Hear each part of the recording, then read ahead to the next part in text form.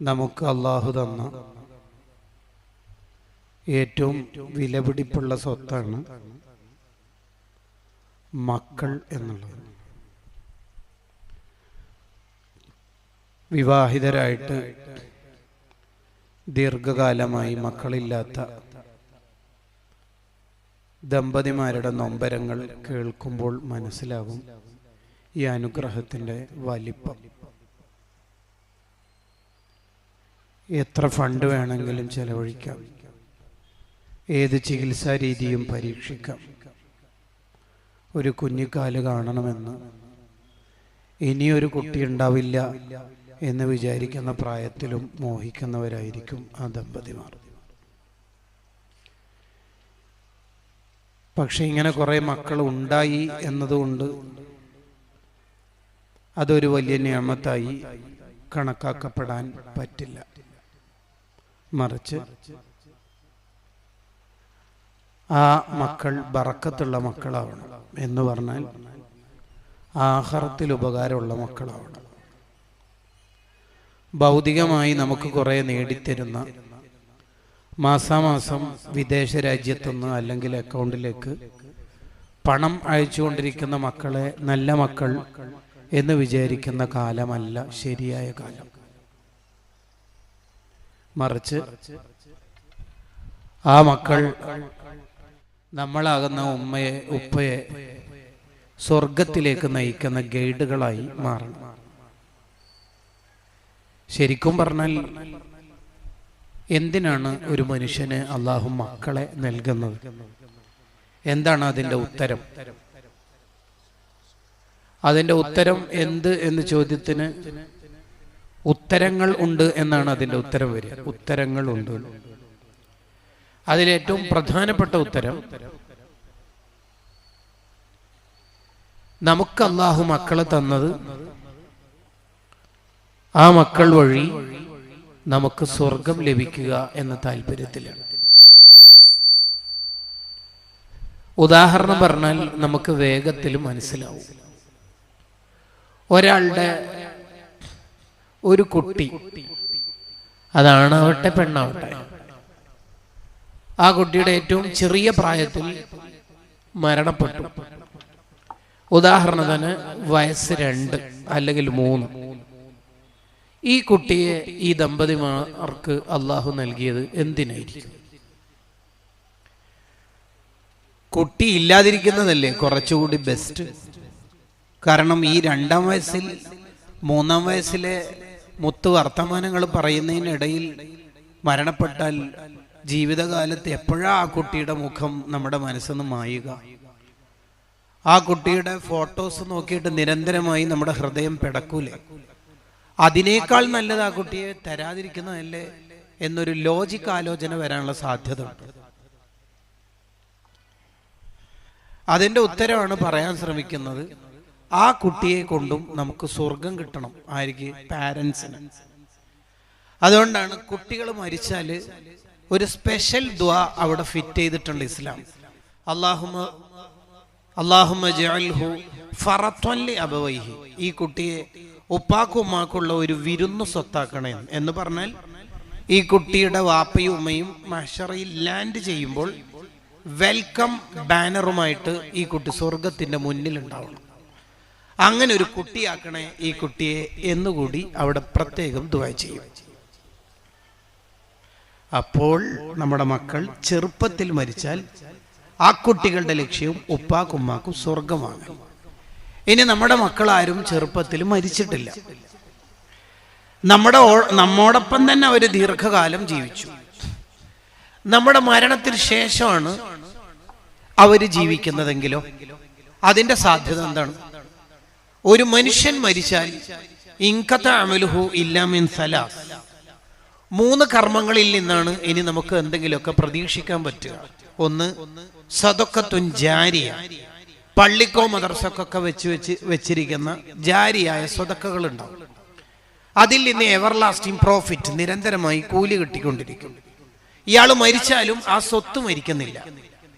ഒരു ഉസ്താദിന്, ഒരു മുത്തഅല്ലിമിന് ഒരു കിതാബ് വാങ്ങിക്കൊടുത്തു. ആ കിതാബ് ഫത്ഹുൽ മുഈനാണ്. അല്ലെങ്കിൽ അതിന്റെ വ്യാഖ്യാനം, വിശദീകരണം ഇയാനത്തു ത്വാലിബീനോ ഇയാനത്തുൽ മുസ്തഈനോ അല്ലെങ്കിൽ തർശീഹുൽ മുസ്തഫീദീനോ എന്തേലും ആവട്ടെ. ആ കിതാബ് ഓതി പഠിക്കുന്ന കാലത്ത് ഈ ഹാജിയാർ മരിച്ചിട്ടുണ്ട്, 500 രൂപ കൊടുത്ത ഹാജിയാർ. പക്ഷെ ഈ ഉസ്താദ് മുദരിസായിട്ടുണ്ട്. ഈ കിതാബുകൾ ഒരുപാട് പേർക്ക് ഉപകരിക്കുന്നുണ്ട്. അവരുടെ ശിഷ്യന്മാരും മുദരിസായിട്ടുണ്ട്. ഇങ്ങനെ സ്വതക്കത്തും ജാരിയ, ഒഴുകുന്ന സ്വതക്ക എന്നാണ് അതിനെക്കുറിച്ച് പറയുക. രണ്ടാമത്തത് ഇൽമു യുൻതഫഉ ബിഹി, ഉപകാരപ്പെടുന്ന വിജ്ഞാനം. താൻ പഠിച്ച ഇൽമ് തൻ്റെ ജീവിതത്തിലും മറ്റുള്ളവരുടെ ജീവിതത്തിലും കൊണ്ടുവരുന്നിടത്ത് ശ്രദ്ധിച്ച ഇൽമ്, നാഫിഅ ഇൽമ്, അതും കിട്ടിക്കൊണ്ടേയിരിക്കും.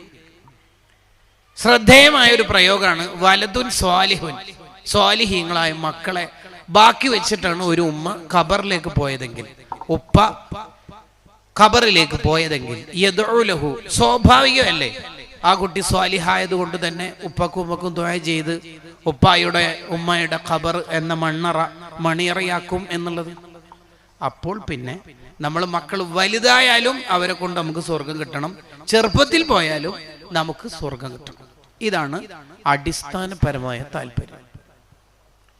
ഇതിനാണ് ബറക്കത്തുള്ള മക്കൾ, സ്വാലിഹീങ്ങളായ മക്കൾ എന്ന് പറയുന്നത്. അല്ലാതെ എൻ്റെ മക്കളൊക്കെ അത്യാവശ്യം തടിയുണ്ട്, എല്ലാവർക്കും അത്യാവശ്യം ജോലിയുണ്ട്, ഒരുത്തൻ സൗദിയിലാണ്, ഒരുത്തൻ ഖത്തറിലാണ്, വേറൊരുത്തൻ ബഹ്റൈനിലാണ് എന്നതല്ല ബറക്കത്തുള്ള മക്കൾ എന്നതുകൊണ്ട് താല്പര്യം.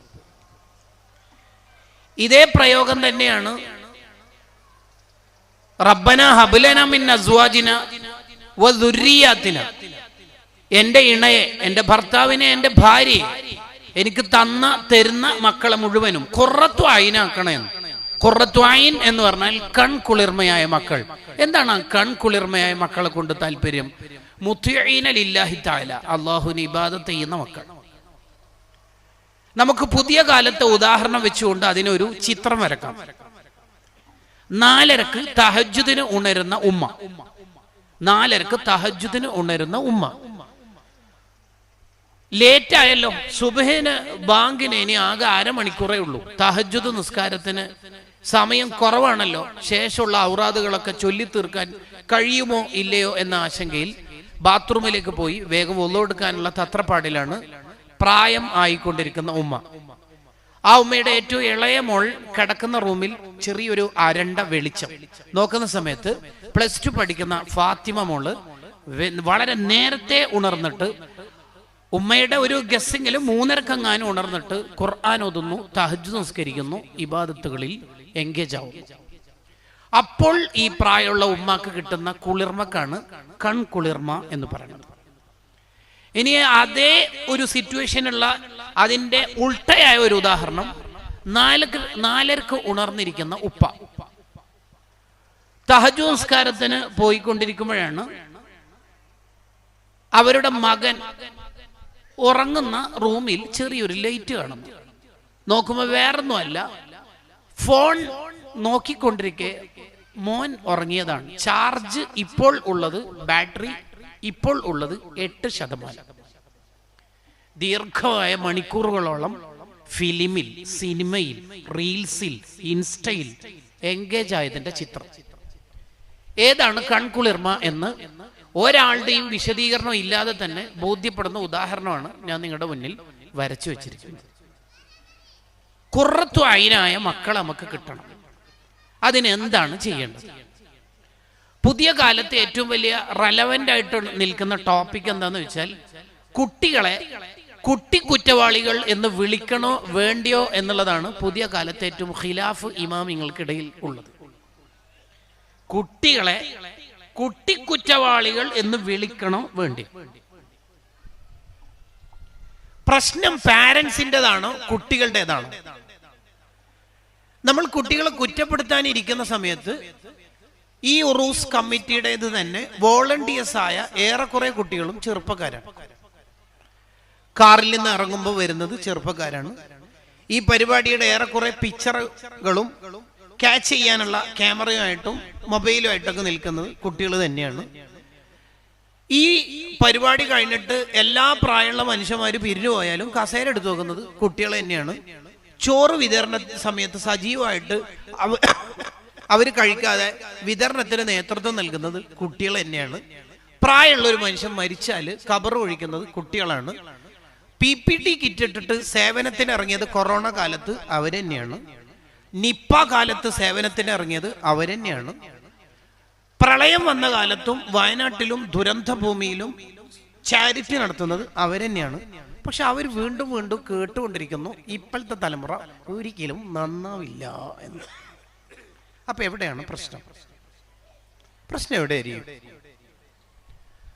അതിനെ നമുക്കൊന്ന് അഡ്രസ് ചെയ്യാം. 1 മണിക്കൂർ നിങ്ങളൊന്ന് കേട്ടാൽ നമുക്കൊന്ന് അഡ്രസ് ചെയ്ത് പോകാം. ഈ കാലത്തെ പാരന്റിങ് എങ്ങനെയായിരിക്കണം? ഈ കാലത്തെ പാരന്റിങ്ങിന് എവിടെയെങ്കിലും പിഴവ് വന്നിട്ടുണ്ടോ? എവിടെയാണ് ശരിക്കും പ്രശ്നം? നമ്മുടെ മക്കളെ നമുക്ക് ഖുർആനിന്റെ ടേം പ്രകാരം ഖുർറത്തു ഐനായ കൺകുളിർമയായ മക്കളായി കിട്ടേണ്ടതില്ലേ? അതിന് ഇങ്ങനെ ഒരു ഉദാഹരണം കൂടി പറഞ്ഞ് വിഷയത്തിന്റെ പ്രധാന പാർട്ടിലേക്ക് കടക്കാം. ഹനഫി മദ്ഹബിലെ വളരെ പ്രധാനപ്പെട്ട ഒരു പണ്ഡിതനാണ് ഇബ്നു ആബിദീൻ റളിയല്ലാഹു അൻഹു. പിൽക്കാലത്ത് വന്ന വളരെ പ്രധാനപ്പെട്ട ഒരു പണ്ഡിതൻ.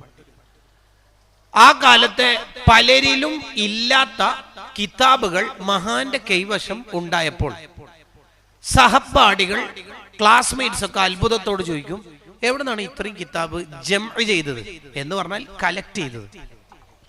വാപ്പ വാങ്ങിത്തന്നത്. എന്താ വാപ്പാക്ക് ഇത്ര താല്പര്യം? ഞാനൊരു ആലിമായി കിട്ടാൻ, ഒരു പണ്ഡിതനായി കിട്ടാൻ വാപ്പാക്ക് അതീവ താല്പര്യമുണ്ട്. അതിന് എത്ര ഫണ്ട് ചെലവാക്കാനും വാപ്പക്ക് മടിയില്ല എന്ന് മാത്രമല്ല, മോനെ എത്രയും കിതാബ് വാങ്ങിക്കോളി, ഞാൻ അതിന്റെ പൈസയൊക്കെ ചെലവാക്കും എന്ന് വാപ്പ നിരന്തരം എന്നോട് പ്രോത്സാഹിപ്പിച്ച് പറയാറുണ്ട്. അതുകൊണ്ട് തന്നെ അപൂർവ ഗ്രന്ഥങ്ങളൊക്കെ കലക്ട് ചെയ്ത് റഫർ ചെയ്യാൻ, മുത്താല ചെയ്യാൻ എനിക്കും എൻ്റെ വാപ്പയുടെ മോട്ടിവേഷനിൽ നല്ല താല്പര്യം ഉണ്ടായി. ഈ മോനെ ആലിമാക്കുന്നിടത്ത് ഏറ്റവും കൂടുതൽ അധ്വാനിച്ച വാപ്പ കാലമാകുമ്പോൾ എല്ലാവരും മരിക്കണ പോലെ വാപ്പയും മരിച്ചു. എല്ലാ ദിവസവും രാത്രി ഇശാ നിസ്കാരത്തിന് ശേഷം ഇബ്നു ആബിദീൻ റളിയല്ലാഹു അൻഹു എന്ന ഹനഫി മദ്ഹബിലെ വളരെ പ്രശസ്തനായ ഈ പണ്ഡിതൻ കറക്റ്റ് 1 മണിക്കൂർ അല്ലെങ്കിൽ കുറച്ചധികം സമയം എടുത്തുകൊണ്ട് തന്നെ വാപ്പയുടെ ഖബർ സ്വർഗ്ഗാവാൻ, മുഅ്മിനിന്റെ ഖബറിലെ സന്തോഷങ്ങൾ കിട്ടാൻ വാപ്പാക്ക് വേണ്ടി ദീർഘനേരം ഖുർആൻ ഓതും. ദീർഘനേരം ഓതിയിട്ട് വാപ്പാന്റെ ഖബർ സ്വർഗ്ഗാവാൻ വേണ്ടി ആത്മാർത്ഥമായ ദുആവും നടത്തും. കറക്റ്റ് വാപ്പ മരിച്ചിട്ട് 1 മാസം പൂർത്തിയായി. 30 ദിവസം പൂർത്തിയായപ്പോൾ വാപ്പ സ്വപ്നത്തിൽ, ഈ മകന്റെ സ്വപ്നത്തിൽ വന്നിട്ട് പറഞ്ഞു, ജസാക്കല്ലാഹു ഖൈറൽ ജസാ. സന്തോഷം, വളരെ സന്തോഷമുണ്ട്. മോന് കൊടുത്തേക്കുന്ന സമ്മാനം വാപ്പാക്ക് കിട്ടുന്നുണ്ട്, ഇനിയും തുടരണം. വാപ്പാക്ക് അതിൽ വലിയ താല്പര്യമുണ്ട്. മറ്റുള്ളവരുടെ മുമ്പിൽ നിന്ന് അഭിമാനിക്കും വിധത്തിലാണ് മോന്റെ ലഗേജ് ഞാൻ ഡെയിലി സ്വീകരിച്ചുകൊണ്ടിരിക്കുന്നത്. പള്ളിക്കാട്ടിലെ പരിസരത്തൂടെ പോകുന്ന ഓരോരുത്തരും അൽഫാത്തിഹ ഓതിയിട്ട് ഓരോരുത്തർക്ക് ഹദിയ ചെയ്യുമ്പോൾ എല്ലാ ഖബറാളികളും പുറത്തേക്ക് വന്ന് അത് പൊറുക്കിയെടുക്കും. അസ്സലാമു അലൈക്കും ദാറ ഖൗമിയൽ മുഅ്മിനീൻ എന്ന സലാം പറയുമ്പോൾ കുളത്തിൽ മുങ്ങിക്കൊണ്ടിരിക്കുന്ന, വെള്ളത്തിൽ മുങ്ങി മരിക്കാൻ ഒരുങ്ങിക്കൊണ്ടിരിക്കുന്ന, അല്ലെങ്കിൽ അതല്ലാതെ വേറൊരു വഴിയില്ല, ഇപ്പോൾ ഞാൻ മുങ്ങി മരിക്കും എന്ന് വിചാരിച്ച് ഭയത്തോടെ നിൽക്കുന്ന ഒരാളെ, മുങ്ങിത്താണുകൊണ്ടിരിക്കുന്ന ഒരാൾക്ക് ഒരു പുൽക്കുടി കിട്ടിയാൽ, ആ പുൽക്കുടി കിട്ടിച്ചാൽ വീണ്ടും ആഴങ്ങളിലേക്ക് പോകുന്നല്ലാതെ വേറൊന്നും സംഭവിക്കാൻ പോണില്ല. പക്ഷെ ഇത് എൻ്റെ ഒരു രക്ഷാ കവചാണോ എന്ന് വിചാരിച്ച് പുൽക്കുടി പോലും പിടിച്ചുകൊണ്ടിരിക്കുന്ന ഒരു പ്രതീക്ഷയുടെ നാമ്പ് തേടിക്കൊണ്ടിരിക്കുന്നവരാണ് ഖബറാളികൾ. കിട്ടുന്ന ഒരു ബിസ്മി ആണെങ്കിൽ ബിസ്മി, ഒരു സലാം ആണെങ്കിൽ സലാം, ഒരു ഫാത്തിയ ആണെങ്കിൽ ഫാത്തിയ, അങ്ങനെ ഓരോരുത്തരും വഴിയാത്രക്കാരും അവിടെ സിയാറത്തിന് വരുന്നവരൊക്കെ കൊടുത്തയക്കുന്ന സമ്മാനങ്ങൾ ഓരോരുത്തരും പൊതുസ്വത്തിൽ നിന്ന്, എല്ലാവർക്കും കിട്ടുന്ന സ്വത്തിൽ നിന്ന് പൊറുക്കിയെടുക്കുമ്പോൾ എൻ്റെ മോൻ എനിക്ക് സ്പെഷ്യലായിട്ട് കൊടുത്തയക്കുന്ന ലഗേജിൽ എങ്ങനെയാ ഉപ്പാക്ക് അഭിമാനം ഇല്ലാതിരിക്കുക? ഇതാണ് ഒരു മോനെ കൊണ്ട്, ഒരു മോളെ കൊണ്ട് നമ്മളാകുന്ന പാരൻസിന് കിട്ടേണ്ടത്. ആകപ്പാടെ ഇതേ നമുക്ക് റിസൾട്ടായിട്ട് കിട്ടേണ്ടതുള്ളൂ. അല്ലാതെ എന്തല്ല. സൗദിയിലെ അൽക്കോബാറിൽ നിന്ന് മോന് വിളിക്കാണ്, വാപ്പ ഇക്കുറി എനിക്ക് വരത്ത് നടക്കൂല, ഒന്ന് ടിക്കറ്റ് ഫെയർ വരണമെന്ന് വിചാരിച്ചിരുന്നു. ഉറൂസ് പരിപാടിയൊക്കെ നാട്ടിലെ ലൈവൊക്കെ കാണുമ്പോൾ നാട്ടിൽ തന്നെ ഉണ്ടാവേണ്ട ഒരു സന്തോഷമൊക്കെ ഉണ്ട്. ബട്ട് എനിക്ക് നടക്കുമെന്ന് തോന്നില്ല. ഒന്നിപ്പോൾ അടുത്ത് പുതിയ കമ്പനിയിൽ ജോയിൻ ചെയ്തിട്ടേ ഉള്ളൂ. എന്തായാലും മുഖ്താർ നാട്ടിലേക്ക് ഉറൂസിന് വരുന്നുണ്ട്.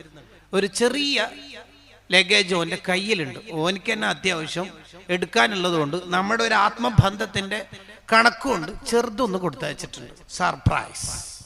എത്തി നോക്കുമ്പോൾ വാപ്പാക്ക് ഏറ്റവും ഇഷ്ടപ്പെട്ട മോഡലുള്ള നട്ട്സാണ്. എന്ന് പറഞ്ഞാൽ മലയാളത്തിൽ മുന്തിരി അണ്ടിപ്പരിപ്പ് എന്നൊക്കെയാണ് അതിൻ്റെ അർത്ഥം. നട്ട്സ് എന്നൊക്കെ ഇംഗ്ലീഷിൽ പറഞ്ഞാലും. ഉമ്മാക്ക് വീട്ടിൻ്റെ ഉള്ളിൽ നിന്നിടാൻ ഒരു ചെരുപ്പ് വേണമെന്നൊക്കെ പറഞ്ഞിട്ട് അതും ഇട്ടിട്ടുണ്ട്. പിറ്റേന്ന് ബോട്ടിമിലോ അല്ലെങ്കിൽ വേറെ ഏതെങ്കിലും വീഡിയോ കോൾ സംവിധാനമുള്ള ആപ്പിലോ ഫോൺ വിളിച്ചാൽ ഉപ്പായെ ഒന്ന് ക്യാമറ അങ്ങോട്ടേക്ക് തിരിച്ചിട്ട് ഉമ്മ പറയും, നീ കൊടുത്തയച്ച നട്സ് തന്നെ ഫുൾ തീരാറായി. അപ്പോൾ ഉപ്പ ഫോൺ വാങ്ങിയിട്ട് പറയും, ചെരുപ്പ് വേണ്ട, ഇന്നലെ മുതൽ ഭയങ്കര സ്റ്റൈലാണ് ഉമ്മാരെ നടത്തത്തിന്. സത്യത്തിൽ അൽക്കോബാറിലുള്ള ജിദ്ദയിലുള്ള അല്ലെങ്കിൽ ഇനി എവിടെയെങ്കിലുള്ള ആ മോൻ്റെ കണ്ണിൽ നിന്ന് സന്തോഷത്തിന്റെ കണ്ണീര് വരും. വാപ്പാക്കും ഉമ്മാക്കും ഇങ്ങനെ പറയാൻ വലിയ സന്തോഷം ഉണ്ടാവും. ഇങ്ങനെയുള്ള ഒരു മോനെ വേണം.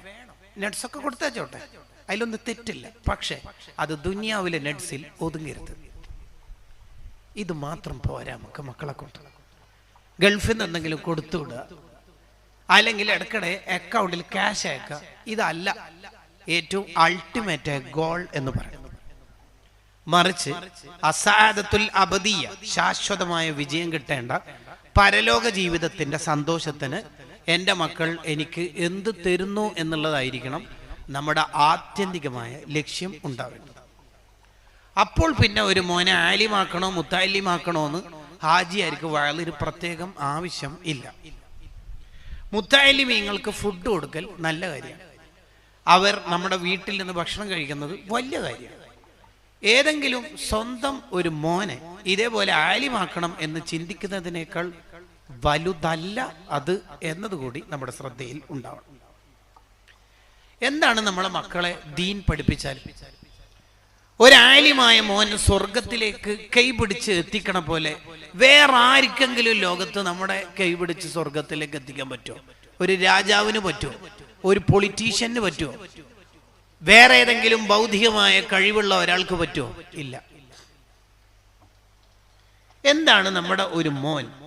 നബി സല്ലല്ലാഹു അലൈഹി വസല്ലം തങ്ങളുടെ ജീവിതത്തിലെ ഓരോ ചലന നിശ്ചലനങ്ങളെ നിരീക്ഷിച്ചുകൊണ്ട് അവിടുത്തെ വാക്കുകൾ, അവിടുത്തെ കർമ്മങ്ങൾ, അവിടുത്തെ ചിന്തകൾ, അവിടുത്തെ ഇടപെടലുകൾ, അവിടുത്തെ വർത്തമാനങ്ങൾ, അവിടുത്തെ ഓരോ കാര്യത്തെയും പഠിക്കുന്ന ഹദീസ് പഠിക്കുന്ന ഒരു മോൻ. എൻ്റെ ഗർഭപാത്രത്തിലൂടെ പുറത്തേക്ക് വന്ന കുട്ടി അങ്ങനെ ആവണമെന്ന് എൻ്റെ ഉമ്മ ചിന്തിക്കാത്തത്? എൻ്റെ മുതുകിലൂടെ പോന്ന ഒരു കുട്ടി, എൻ്റെ മടിത്തട്ടിലുണ്ടായ ഒരു മോൻ സൂറത്തുൽ ഖുർആനിലെ മുഴുവൻ സൂറത്തും പഠിക്കുന്ന ഒരു ഹാഫിളാവണം എന്ന് ചിന്തിക്കുന്നതിനേക്കാൾ വലുതാണോ മെഡിക്കലിൻ്റെ, എഞ്ചിനീയറിംഗിൻ്റെ ഏതെങ്കിലും കോഴ്സുകൾ? ആണോ? നമുക്ക് തന്നെ അറിയാം, ഒരു BDS കാരൻ, ഒരു ഫാംഡിക്കാരൻ, ഒരു MLT കാരൻ, ഒരു ആയുർവേദിക് പഠിച്ച മോൻ, ഒരു MBBS കാരൻ, അല്ലെങ്കിൽ ഒരു BTech കാരനായ ഒരു മോനും ഖുർആനും ഹദീസും പഠിച്ച വേറെ ഒരു മോനുമായാൽ എനിക്ക് ഏറ്റവും കൂടുതൽ ആഖിറത്തിൽ ഉപകാരപ്പെടുന്നത് ആരാണെന്ന് എൻ്റെ സംസാരത്തിന് ഖബറില്ലാതെ തന്നെ നിങ്ങൾക്ക് മനസ്സിലാവും. അതാണ് മഹാന്മാരെ എഴുതി വെച്ചത്. നിഅമുൽ ഇലാഹി അലൽ ഇബാദി കസീറത്തുൻ. ഒരാൾക്ക് അല്ലാഹു നൽകുന്ന അനുഗ്രഹങ്ങൾ ധാരാളമായിട്ട് ഉണ്ട്. വഅജല്ലുഹുന്ന നജാബത്തുൽ ഔലാദി. അതിലേറ്റവും നല്ല അനുഗ്രഹം അയാൾക്ക് അയാളുടെ മക്കൾ നന്നായി കിട്ടലാണ്. അതാണ് ഒരാൾ ഈ ഭൂമിയിൽ ജീവിക്കുമ്പോൾ കിട്ടുന്ന ഏറ്റവും വലിയ നിഅമത്ത് എന്ന് പറയുന്നത്. മക്കൾ ഇപ്പോൾ നേരിടുന്ന പ്രശ്നങ്ങൾ എന്താണ് എന്ന് നമ്മൾ പഠിക്കണം. ചില ആൾക്കാർക്ക് എപ്പോഴും ഒരു നെഗറ്റീവ് വർത്തമാനങ്ങളെ ഉണ്ടാവുള്ളൂ. എപ്പോഴും നെഗറ്റീവ് പറയുന്ന മനുഷ്യന്മാര് ഏത് നാട്ടിലും ഉണ്ടാവും. അതുകൊണ്ടാണല്ലോ മിനൽ ജിന്നത്തി വന്നാസ് എന്നാണ് ഖുർആൻ പറഞ്ഞത്. പിശാജ് ജിന്നിലും ഉണ്ടാവും, ഇൻസിലും ഉണ്ടാവും, മനുഷ്യന്മാരിലും ഉണ്ടാവും. കാരണം ഡ്യൂട്ടി എടുത്ത് തീരാത്തോണ്ട് മനുഷ്യന്മാരിലും കുറച്ചാളെ സ്റ്റാഫ് ഇബ്ലീസ് നിശ്ചയിച്ചിട്ടുണ്ട്. ഉണ്ടാവും. മിനൽ ജിന്നത്തി വന്നാസ്. നമുക്ക് ഉറൂസ് പരിപാടി വെച്ചാലോ? എന്തുറൂസ്, ആര് വരാൻ, ആരോടാ ഈ വയലെല്ലാം പറയേണ്ടത്, ആര് നന്നാവാനോ? അങ്ങനെ പറയുന്നവരും ഇഷ്ടം പോലെ ഉണ്ടോ. ഞാൻ ഈ വയൽ കഴിഞ്ഞിട്ട് കാനങ്ങാടോ കാസർഗോഡോ റെയിൽവേ സ്റ്റേഷനിലെത്തി എന്ന് വിചാരിക്കാം. എന്നെ ഇങ്ങോട്ട് പരിചയമുള്ള ഏതോ ഒരാൾ ജസ്റ്റ് ഒന്ന് പരിചയപ്പെട്ടു. സാർ എവിടെ നിന്ന് വരുന്നു? ഇന്ന സ്ഥലത്തുനിന്ന്. എന്താ പരിപാടി? വയൽ പരിപാടി. ആർക്ക് വയൽ? പുതിയ പിള്ളേർക്ക, എന്ത് പറഞ്ഞിട്ട് കാര്യം? അങ്ങനെ പറയുന്നവരും ഏത് കാലത്തുണ്ടോ. എന്നാൽ നിങ്ങൾ വയലൊക്കെ നിർത്തി 2 ഖുർആൻ എടുത്തിട്ട് പള്ളിയിൽ വഖഫ് ചെയ്യാൻ പോവാം. എവിടെ പോവാ? പള്ളിയിൽ. എന്താ കാര്യം? മുസാഫ് വെക്കാൻ. ഉള്ള ഖുർആൻ ആരെങ്കിലും ഓതുന്നുണ്ടോ? അങ്ങനെ പറയുന്നവരും ഉണ്ടാവും. ഉറപ്പല്ല. എന്നാൽ നിങ്ങൾ അതും നിർത്തി 2 പുസ്തകം എഴുതാൻ തീരുമാനിച്ചു. എന്താ പരിപാടി? കുറച്ച് ദിവസമായിട്ട് നിങ്ങളെ ഫോണിലും കിട്ടണില്ല, നേരിട്ടും കാണുന്നില്ല. അത് 2 പുസ്തകങ്ങൾ എഴുതാൻ വിചാരിച്ചു. എന്താ പുസ്തകത്തിന്റെ ടോപ്പിക്? നന്നാവാനുള്ള കുറുക്ക് വഴിയാണ്. നേരെയുള്ള വഴി ഉണ്ടായിട്ടല്ല ആരും നന്നാവില്ല. എന്ത് പുസ്തകം? കണ്ടോ? ഇങ്ങനെയുള്ള ഇബ്ലീസിന്റെ സ്റ്റാഫായ ടീം ഏത് നാട്ടിലും ഉണ്ടാവും, ഏത് മഹല്ലിലും ഉണ്ടാവും, ഉറപ്പായിട്ടുണ്ടാവും. അത്രക്കാരുടെ കമന്റ് എന്താണ് എന്ന് ചോദിച്ചാല്, പിള്ളറാ നന്നാവാനാ. ഇപ്പോഴത്തെ പിള്ളറൊന്നും നന്നാവില്ല. അത് തോറ്റോടുന്നവരുടെ അടയാളം. അയാൾക്ക് കഴിയൂല എന്നാണ് പറയുന്നതിൻ്റെ അർത്ഥം. പിള്ളർ നന്നാവാത്ത കാലം, നന്നാവുന്ന കാലം എന്ന് പറഞ്ഞിട്ട് 2 കാലം അള്ളാഹു വെച്ചിട്ടില്ല. അങ്ങനെ അള്ളാഹ് വെക്കൂ? ഒരു കാലത്ത് ആരും നന്നാവില്ല, അങ്ങനെ ഒരു കാലം ഉണ്ടാവും. പിന്നെ ആ കാലത്ത് എന്തിനാ ദഅവത്തിനെ അള്ളാഹു കൽപ്പിക്കണത്, കീർത്തിക്കണത്? അങ്ങനെ ഒരു കാലം ഉണ്ടാവില്ല. പിന്നെ എന്താണ് പ്രശ്നം? ഞാൻ ആമുഖം ദീർഘിപ്പിക്കുന്നതല്ല. എന്താണ് പ്രശ്നം? ഇതിൻ്റെ ഒരു കാതലായ ഏരിയ കുറെ കൂടി നിങ്ങളുടെ മനസ്സിൽ ഉറച്ചു നിൽക്കാൻ വേണ്ടിയാണ് അതിൻ്റെ ഒരു ചവിട്ടുപടി എന്നോണം, സ്റ്റെപ്സ് എന്നോണം ഈ പ്രിഫേഴ്സിനെ, ഈ ആമുഖത്തെ കുറച്ചെങ്കിലും ആയിട്ട് നീട്ടിക്കൊണ്ടുപോയത്. എന്താണ് പ്രശ്നം? 5 പ്രശ്നങ്ങളാണ് പ്രധാനമായിട്ട് പുതിയ കാലത്തെ പാരന്റിങ് മേഖലയിൽ ഉള്ളത് എന്ന് നിരീക്ഷിക്കുന്നു. അതിൻ്റെ ഇടയിൽ നിങ്ങളോട് പറഞ്ഞ നിങ്ങൾക്ക് വിഷമാവെന്ന് അറിയില്ല. ഒന്നിക്കിൽ ഈ നിരത്തി വെച്ച കസേര ഏത് ഷോപ്പിൽ നിന്നാണോ റെന്റ് വാടക എടുത്തത് അവിടെ തിരിച്ചു കൊടുക്കുക. ഒന്നുകിൽ കാരണം ഉമ്മത്തിന്റെ പൈസയായിരിക്കും, അല്ലെങ്കിൽ ഈ ബേക്കിൽ ഇരിക്കുന്നവരും അവിടെ നിൽക്കുന്നവർക്ക് താല്പര്യം ഉണ്ടെങ്കിൽ കേട്ടോ ഇവിടെ വന്ന് ഇരിക്കുക. താല്പര്യം ഉണ്ടെങ്കിൽ മാത്രം കേട്ടോ.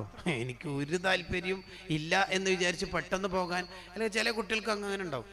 ഒരു 10 മിനിറ്റ് കേട്ടിട്ട് മൂപ്പർ പ്രസംഗം എങ്ങനെയുണ്ട് എന്ന് അങ്ങനെ അങ്ങ് 10 മിനിറ്റ് അവിടെ നിന്നിട്ട് കേട്ടാൽ മതി. അല്ലാത്തവരൊക്കെ ഒന്ന് കസേര ഫില്ല് ചെയ്യുക. ഓക്കെ, വിഷയത്തിന്റെ പ്രധാന പാർട്ടിലേക്ക് കിടക്കാം. നമ്മൾ ഇബിലീസ് വിടൂല ശരിക്കും പറഞ്ഞാൽ. അങ്ങനെ ഇരിക്കൊന്നും വേണ്ടാന്ന്. അങ്ങനെ വിടുക ഇബിലീസിന്റെ ആൾക്കാരാവരുത് കേട്ടോ. ഇൻഷാ അല്ലാഹ് നിങ്ങളെ ലോക്കാക്കുന്നതല്ല. ഒന്നാമത്തെ പ്രശ്നം, നിങ്ങൾ ആണുങ്ങന്മാരൊക്കെ ഒന്ന് എഴുന്നേറ്റുന്നത്. മുമ്പിൽ കസേര ഫ്രീ ഉണ്ടെങ്കിൽ അതിൽ കയറിയിരിക്കും വേഗം. അസ്സലാത്തു അലൻ നബി വസ്സലാമു അലർ റസൂൽ അശ്ശഫീഇൽ അബ്തഹി വൽ ഹബീബിൽ അറബി. ഇരിക്കി.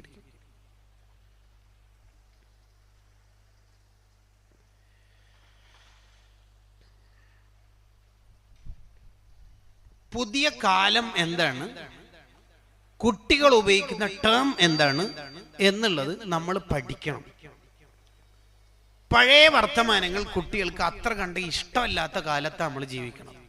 ഉദാഹരണം പറഞ്ഞാൽ, എൻ്റെ അടുത്ത് ഇപ്പം എൻ്റെ വാപ്പ പറയാണെന്ന് വിചാരിക്കാം, മോനെ പണ്ടൊക്കെ നമ്മളെ പഠിക്കണ കാലത്ത് ചിമ്മണി വിളക്ക് കത്തിച്ചിട്ടാണ്, എണ്ണ ഒഴിച്ചിട്ടുള്ള ആ തിരിയുണ്ടല്ലോ, ചെമ്മണി വിളക്ക് കത്തിച്ചിട്ടാണ് പഠിച്ചത്. അപ്പൊ ഞാനൊക്കെ പഴയ കാലത്ത് എന്തു പറയും, എന്റെ കഷ്ടപ്പാട്, അങ്ങനെയാ പഠിച്ചത്, ഉപ്പാന്റെ അല്ല ത്യാഗം.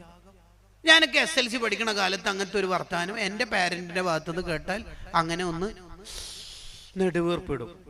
പുതിയ ടീമിനോട് നിങ്ങൾ അങ്ങനെ പറഞ്ഞു നോക്കിയേ, ഉപ്പാപ്പല്ല ചെമ്മണി വിളക്ക് കത്തിച്ചിട്ടാണ് അന്ന് പഠിച്ചത്.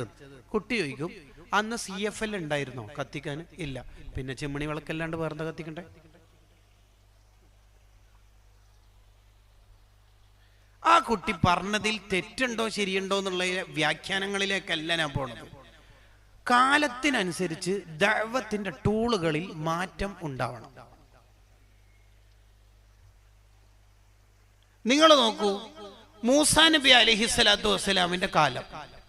ആ കാലത്തെ ശത്രുക്കൾ കൂടുതൽ ഉപയോഗിച്ചിരുന്നത് മാജിക് ആയിരുന്നു. മാജിക്, കയറിട്ടിട്ട് വടിയിട്ടിട്ട് പാമ്പാണെന്ന് തോന്നിപ്പിക്കുക, ഇങ്ങനെ കണ്ണഞ്ചിപ്പിക്കുന്ന കുറെ ആശയങ്ങളായിരുന്നു അവരിൽ പ്രധാനമായിട്ടുണ്ടായിരുന്നത്. ആ കാലത്തെ ദാഇയായ മൂസാ നബി അലൈഹി സ്വലാമിന് അള്ളാഹു കൊടുത്തത് അതിനെ തോൽപ്പിക്കുന്ന വടിയിട്ടാൽ പാമ്പാകുന്ന മൊയ്ജിസത്ത് കൊടുത്തു. നിങ്ങൾ ശരിക്കും ആലോചിച്ച് നോക്കിയേ, ഒരു പാമ്പിനെ കണ്ടാൽ നിലത്തുള്ള വടി നമ്മൾ എടുക്കുകയില്ല. മൂസാ നബി മുമ്പിൽ അങ്ങനെ കണ്ണഞ്ചിപ്പിക്കുന്ന എന്തെങ്കിലും പാമ്പുകളെ കണ്ടാൽ ഉള്ള വടി താഴെ ഇടും. അത് അക്കാലത്ത് ഏറ്റവും പ്രധാനമായ ഒരു കാര്യത്തെ അതിജയിക്കാനുള്ള ടൂൾ ആയിരുന്നു, മുഅ്ജിസത്തായിരുന്നു. ഈസാ നബി അലൈഹി സ്വലാമിന്റെ കാലമായപ്പോൾ ആംബിയൻസും അറ്റ്മോസ്ഫിയറൊക്കെ മാറി. അവര് ഭയങ്കര ചികിത്സാ രംഗം ഉഷാറാക്കിയ കാലമായിരുന്നു, ഭയങ്കര കാലമായിരുന്നു. ഏത് രോഗവും മാറ്റും എന്നൊക്കെ പറഞ്ഞിട്ട് ആ കാലത്ത് ഈസാ നബി എന്ന ദാഇക്ക് അള്ളാഹു കൊടുത്തത് ആ കാലത്തെ മുഴുവനും തോൽപ്പിക്കുന്ന മൊയ്ജിസത്താണ്.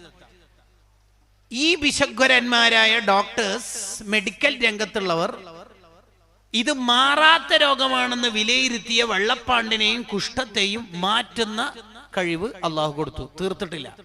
വഅഹ്യിൽ മൗത, മരിച്ചവരെ തന്നെ ജീവിപ്പിക്കാനുള്ള കഴിവ് ഈസാ നബി കൊടുത്തു. മരിച്ചവരെ ജീവിപ്പിച്ച പിന്നെ അത് കഴിഞ്ഞിട്ടല്ലേ സ്ട്രോക്ക്, ശ്വാസം മുട്ടല്ലോ, ക്യാൻസർ അല്ലേ. മരിച്ചവരെ ജീവിപ്പിച്ച പിന്നെ അതിന്റെ അപ്പുറം ഇല്ലല്ലോ. അത് കൊടുത്തിട്ടാണ് ഈസാ നബിയെ ആ കാലത്തെ ഏറ്റവും വലിയ നേതാവാക്കിയത്. മുത്തുനബി വന്നപ്പോൾ സല്ലല്ലാഹു അലൈഹി വസല്ലം ഓഡിയൻസിന്റെ സ്റ്റൈലേ മാറി. ഒരു വടി പാമ്പാക്കലോ അല്ലെങ്കിൽ വേറെ എന്തെങ്കിലും ചികിത്സാ രംഗമൊന്നുമല്ല, ഭയങ്കര സാഹിത്യ സാമ്രാട്ടുക്കളായിരുന്നു. ഖഹ്താനിന്റെയും അദ്നാനിന്റെയും സാഹിത്യ സാമ്രാട്ടുക്കളുടെ പ്രത്യേകത എന്താന്ന് വെച്ചാൽ, ആ അറബികളിൽപ്പെട്ട ഏതെങ്കിലും ഒരാളെ വേറൊരാൾ ചീത്ത വിളിച്ചാൽ, തെറി വിളിച്ചാൽ, തിരിച്ചവർ കവിതയിലൂടെയാണ് തെറി വിളിക്കുക. തിരിച്ച് ചീത്ത വിളിക്കലല്ലോ ഓൺ ദി സ്പോട്ടിൽ സംഭവിക്കേണ്ടത്. അത് ആ ഓൺ ദി സ്പോട്ടിൽ ഫ്യൂ സെക്കൻഡ്സിനുള്ളിൽ അവർ ഒരു കവിത ഉണ്ടാക്കിയിട്ട് കവിതയാവും ചീത്ത ഉണ്ടാവും. ആ സ്പോട്ടിൽ കവിത ഉണ്ടാക്കാൻ മാത്രം കഴിവും അക്ഷരങ്ങളിലെ സാഹിത്യത്തിലെ അപാരമായ ശക്തിയും ഉണ്ടായപ്പോൾ ആ കാലത്തെ നബി സല്ലല്ലാഹു അലൈഹി വസല്ലം തങ്ങൾ അതിജയിച്ചത് അർ-റഹ്മാൻ അല്ലമൽ ഖുർആൻ, ഖുർആനിന്റെ ഏറ്റവും മനോഹരമായ സാഹിത്യത്തിലായിരുന്നു. ഖുർആന്റെ മുമ്പിലാണ് ശരിക്കും അവർ തോറ്റുപോകണം. നിങ്ങൾ ആലോചിച്ചു, ചോദിച്ചു, ഇതേപോലത്തെ ഒരു ഖുർആനിനെ നിങ്ങൾക്ക് കൊണ്ടുവരാൻ പറ്റുമോ? മിണ്ടാൻ പറ്റണില്ല അവർക്ക്. പോട്ടെ, ഒരു 10 ആയത്ത് കൊണ്ടുവരാൻ പറ്റുമോ നിങ്ങൾക്ക്? പറ്റുമോ? ഇല്ല. അതും വേണ്ട. ഒരു ഇന്നത്തെ ആ മോഡലിൽ ഒരു 3 ആയത്തൊക്കെ ഉള്ള ഒരു ചെറിയ സുഹൃത്ത് പറ്റുമോ? ഇല്ല. തോറ്റു തൊപ്പിയിട്ടോ. അപ്പോൾ ഫേസ്ബുക്ക് വയസ്സന്മാർക്ക് വിറ്റിട്ട് ഇൻസ്റ്റ ഏറ്റെടുത്ത പിള്ളേരുടെ കാലാണ് നമ്മളുടെ കാലം.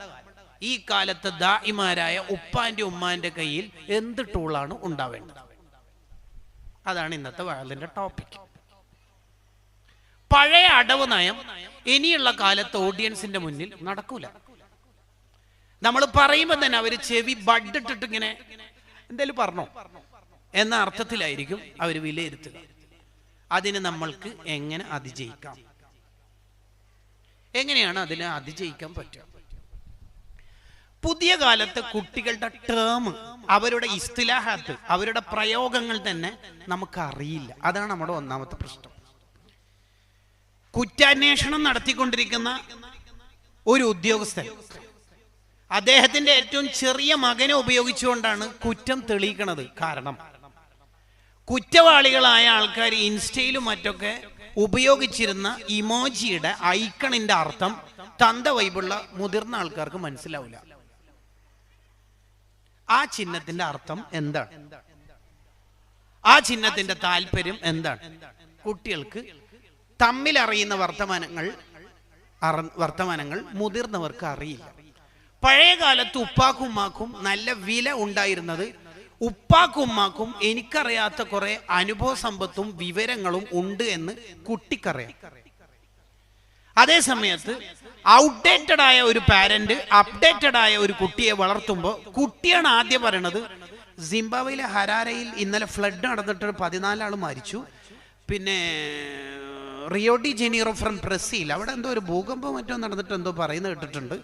പിന്നെ ചെച്നിയയിൽ എന്തോ ഒരു കലാമിറ്റി നടന്നിട്ട് എന്തോ ദുരന്തമൊക്കെ പറയുന്നുണ്ട്. മൊത്തത്തിൽ ഇന്ന് രാവിലെ മുതലേ ഭയങ്കര ദുരന്ത വർത്തമാനങ്ങളാണല്ലോ എന്ന് പറയുമ്പോൾ എന്താണ് ഇത് പറഞ്ഞതെന്ന് തന്നെ നമുക്ക് മനസ്സിലായിട്ടില്ല.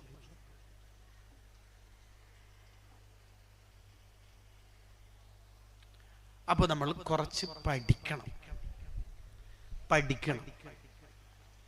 കാലത്തെ തോൽപ്പിക്കുന്ന വിവരം നമുക്കുണ്ടാവണം. അതിനാദ്യം നമ്മൾ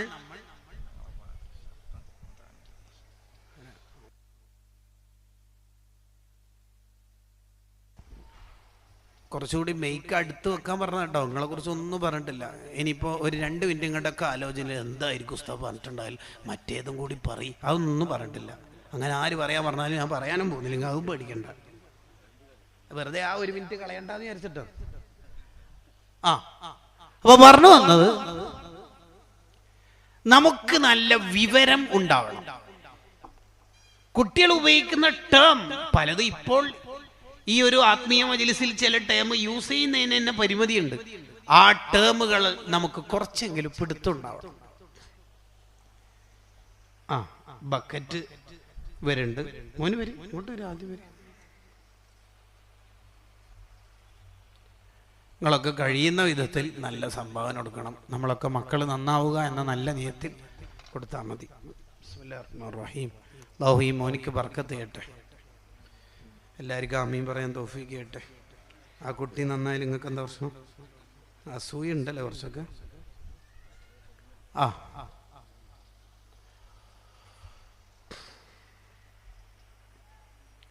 പുതിയ കാലത്ത് 5 ഏരിയ ശ്രദ്ധിക്കുകയാണെങ്കിൽ, ഞാൻ അതിൻ്റെ ഒരു പ്രോബ്ലം ഏരിയ പറഞ്ഞ് അതിൻ്റെ പരിഹാരത്തെ കൂടി നമുക്ക് മനസ്സിലാവുന്ന ഭാഷയിൽ വിശദീകരിച്ചുകൊണ്ട് അവസാനിപ്പിക്കാം.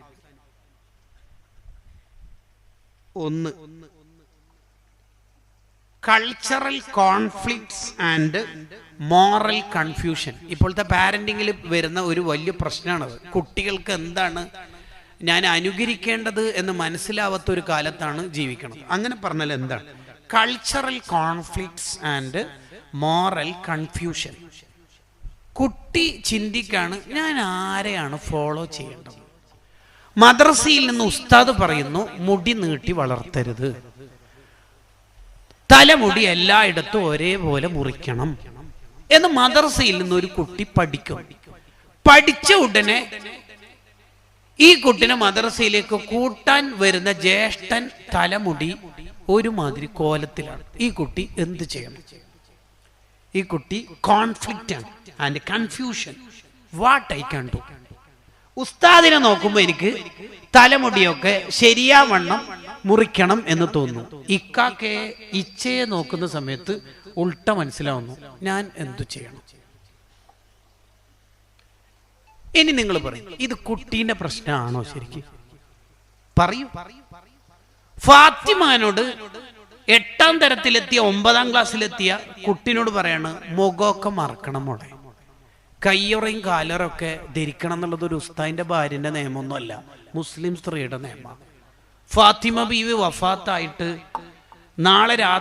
നാളെ എന്നെ കബറടക്കുമ്പോൾ രാത്രി കബറടക്കിയാൽ മതി എന്ന് വഫാത്തിന് മുമ്പ് വസിയത്ത് ചെയ്തത്. എന്നെ കബറടക്കുമ്പോൾ എൻ്റെ കഫംപുട, എന്നെ പൊതിൻ്റെ കഫംപുട ഇരുട്ടായാലും ആരും കാണൂലല്ലോ, പകൽ വെളിച്ചത്തിൽ കാണുമല്ലോ എന്ന് പേടിച്ചിട്ടാ. യുവർ നൈം ഈസ് ഫാത്തിമ എന്നാണ് എൻ്റെ പേര് കേട്ടോ. ഇനി മുഖം അന്യപുരുഷൻ കാണരുത്. ഇങ്ങനെ പഠിച്ചിട്ട് ഫാത്തിമ ബീവിയെ ഹൃദയത്തിൽ ഇങ്ങനെ കൊണ്ടുവന്ന് ധ്യാനിച്ച് നടന്ന് ഈ മോള് വീട്ടിലെത്തുമ്പോൾ ഗ്യാസ് സിലിണ്ടർ കൊണ്ടുവന്ന പണിക്കാരനോട് ഉമ്മ മുഖം തുറന്നിട്ടിട്ട് സംസാരിക്കുന്ന കാണുമ്പോൾ ഈ കുട്ടി ടോട്ടലി കൺഫ്യൂസ്ഡ്. ഈ കുട്ടി ചിന്തിക്കും, ഞാനിപ്പോ ഫാത്തിമ. ഇനി പറയും, കുട്ടികളുടെ പ്രശ്നമാണോ പാരന്റിന്റെ പ്രശ്നമാണോ? ഇനി മുതൽ മുഖമൊക്കെ മറക്കണം, ഇസ്ലാം പറഞ്ഞ വേഷം ധരിക്കണം എന്ന് വിചാരിക്കുമ്പോൾ ജ്യേഷ്ഠത്തി കോസ്മെറ്റിക്സിന്റെ കടയിലേക്ക് പോകുന്ന കാണുന്നുണ്ട്. വെറുതെ ഇങ്ങനെ ചിന്തിക്കുമ്പോൾ ടോട്ടലി ഈ കുട്ടി കൺഫ്യൂസ്ഡ് ആവും. ഇതാണ് ഒന്നാമത്തെ പ്രശ്നം. ഏതെങ്കിലും ഒരു ഉപ്പാക്ക്, ഇക്കാക്കക്ക്, ജ്യേഷ്ഠന്, അനുജന്, ഉമ്മാക്ക്, ഉമ്മാമാക്ക്, ഉപ്പാപ്പാക്ക്, ഉസ്താദിന്, ഗുരുവിന്, സാറിന്, ടീച്ചർക്ക് ധൈര്യത്തിൽ എന്നെങ്കിലും പറയാൻ പറ്റിയാൽ എന്ത്? സൊല്ലു കമാ റഅയ്തുമൂനി ഉസല്ലി, ഞാൻ നിസ്കരിക്കുന്ന കണ്ടില്ലേ അതേപോലെ നിങ്ങൾ നിസ്കരിച്ചാൽ മതി എന്ന് സ്വഹാബത്തിനോട് മുത്തുനബി സല്ലല്ലാഹു അലൈഹി വസല്ലം പറഞ്ഞല്ലോ. ആ വർത്താനത്തിന്റെ ആംഗിളിൽ, ആ സ്റ്റൈലിൽ നമുക്ക് പറയാൻ പറ്റിയിട്ടുണ്ടെങ്കിൽ കുട്ടി ശരിയാവാൻ പ്രത്യേക കോഴ്സിന്റെ ആവശ്യം ഇല്ല. കുട്ടി നന്നാവാൻ ഇനി കൂടുതൽ ഡിഗ്രി PG ഒന്നും വേണ്ട. ആ കുട്ടീൻ്റെ മുമ്പിൽ ഉപ്പ ജീവിച്ചാൽ മതി, ഉമ്മ ജീവിച്ചാൽ മതി, ഉസ്താദ് ജീവിച്ചാൽ മതി, ടീച്ചർ ജീവിച്ചാൽ മതി. അധ്യായങ്ങളുടെ, ചാപ്റ്ററുകളുടെ, സിലബസുകളുടെ കവറിങ് അല്ല, ആ ടീച്ചർ ആ ക്ലാസ്സിൽ വന്നാൽ മതി, സാറ് ആ ക്ലാസ്സിൽ ഇരുന്നാൽ മതി, മുദരിസ് ഉസ്താദ് ഫത്തുൽ മുഈൻ തുറക്കണ്ട, അവിടെ ഇരുന്നാൽ മതി. ഉപ്പ വീട്ടിലുണ്ടായാൽ തന്നെ ആ കുട്ടി നന്നായിക്കോളും. കാരണം പ്രകാശിക്കുന്ന ജീവിതത്തിൽ നിന്ന് പ്രകാശത്തിന്റെ രേണുക്കൾ ഈ കുട്ടികളിലൊക്കെ കിട്ടിക്കൊണ്ടിരിക്കും. ഹാജ തങ്ങൾ ഇരുന്നു, ലക്ഷക്കണക്കിന് പേർ ഇസ്ലാം സ്വീകരിച്ചു. ഹാജ തങ്ങൾക്ക് വാളില്ല, യൂട്യൂബ് ലിങ്കില്ല, പാംലെറ്റ് ലഘുലേഖകളില്ല, വ്യൂവേഴ്സ് ഒരു 2 കോടിയില്ല, സബ്സ്ക്രിപ്ഷനിൽ മാഷാ അല്ലാഹ് തബാറക്കല്ലാഹ് കിടിലം സ്പീച്ച്, ഒരു വർത്തമാനവുമില്ല. ഹാജ തങ്ങൾ ജീവിച്ചു, ഇന്ത്യ മൊത്തം നന്നാവുന്നു. അതിന്റെ കാരണം എന്താ? സൊല്ലു കമാ റഅയ്തുമൂനി ഉസല്ലി. കണ്ടങ്ങൾ യഥാർത്ഥത്തിൽ ഇന്നലത്തെ ഉപ്പാപ്പയും ഉമ്മാമയൊക്കെ ജീവിച്ചത് അങ്ങനെയായിരുന്നു. മോനെ, നിന്നെ കുറിച്ച് എന്താടാ ഞാൻ കേട്ടത്? നീ ആരെയൊക്കെ തട്ടിപ്പ് നടത്തിയിട്ട് ബിസിനസ്.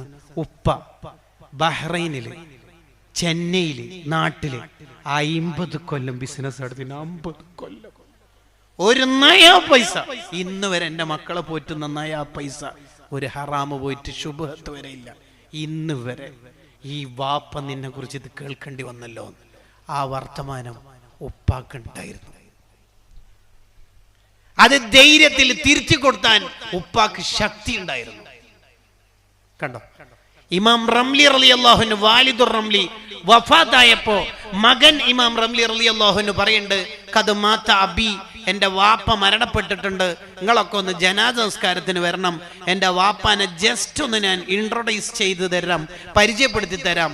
എൻ്റെ വാപ്പ ആരാണെന്ന് വെച്ചാൽ ഖദ് സലിമൽ മുസ്ലിമൂന മിൻ ലിസാനിഹി വയദി, എൻ്റെ വാപ്പാൻ്റെ കൈ കൊണ്ട്, നാവ് കൊണ്ട്, എൻ്റെ വാപ്പാൻ്റെ ജീവിതം കൊണ്ട് ഒരാൾക്കും ഒരു ഉപദ്രവം ഉണ്ടായിട്ടില്ല. ആരാ സർട്ടിഫിക്കറ്റ് കൊടുക്കണേ? ഉപ്പാക്ക് മോൻ അങ്ങോട്ട് സർട്ടിഫിക്കറ്റ്. നമുക്കുറപ്പാ എൻ്റെ വാപ്പാൻ്റെ ജീവിതത്തിൽ ഒരു തെറ്റും, ഒരാളെ വിഷമിപ്പിക്കുന്ന ജീവിതം വാപ്പാക്ക് ഉണ്ടായിട്ടില്ല. അബ്ദുള്ള ഹാജി മരിച്ചിട്ടുണ്ട്.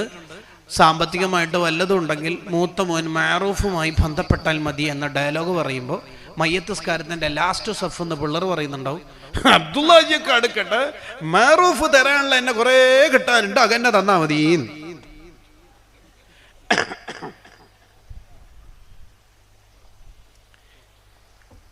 Cultural conflicts and moral confusion. Morally confusion ആ പിള്ളേർ.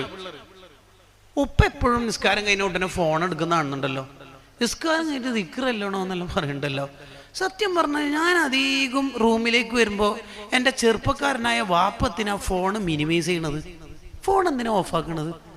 അതെന്നായിരിക്കും. ഉപ്പ ശരിക്കും ഒരു അർജന്റീനൻ ഫാനല്ലേ, അപ്പൊ ഞാനൊരു ഫ്രാൻസ് എങ്കിലും ആണ്ട്, ഫൈനലിൽ എത്തിയ ടീമെങ്കിലും ആവുമ്പോ ഉപ്പാൻ്റെ ഒരു മോനാവുള്ളൂ അല്ലേ? അല്ലേ അല്ലേ എന്താണ്?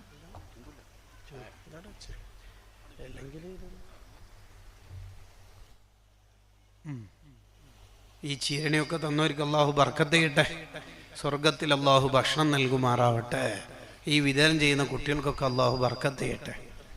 അവിടെയാണ് നിങ്ങൾക്കൊരു അസൂയ കാണുന്നത്. എന്താണോ നാളത്തെ വയലിൻ്റെ ഉസ്താദിനോട് അസൂയ എന്ന വിഷയത്തിൽ പറയണം തോന്നും. നിങ്ങൾക്ക് എന്താ പിള്ളേർക്ക് ആമീൻ പറയാനൊരു മടി? നിങ്ങൾക്ക് ആമീൻ പറയാൻ അള്ളാഹു തൗഫീഖ് ചെയ്യട്ടെ. ഉണ്ടല്ലോ. പോട്ടെ. നമ്മൾ മാതൃകയാവും. നമ്മൾ എല്ലാവരും വലത് കൈ കൊണ്ട് തന്നെ കുടിക്കണം കേട്ടോ. നമ്മൾ മാതൃകയാവുക. രഹസ്യമാണെങ്കിലും പരസ്യമാണെങ്കിലും മാതൃകയാവുക.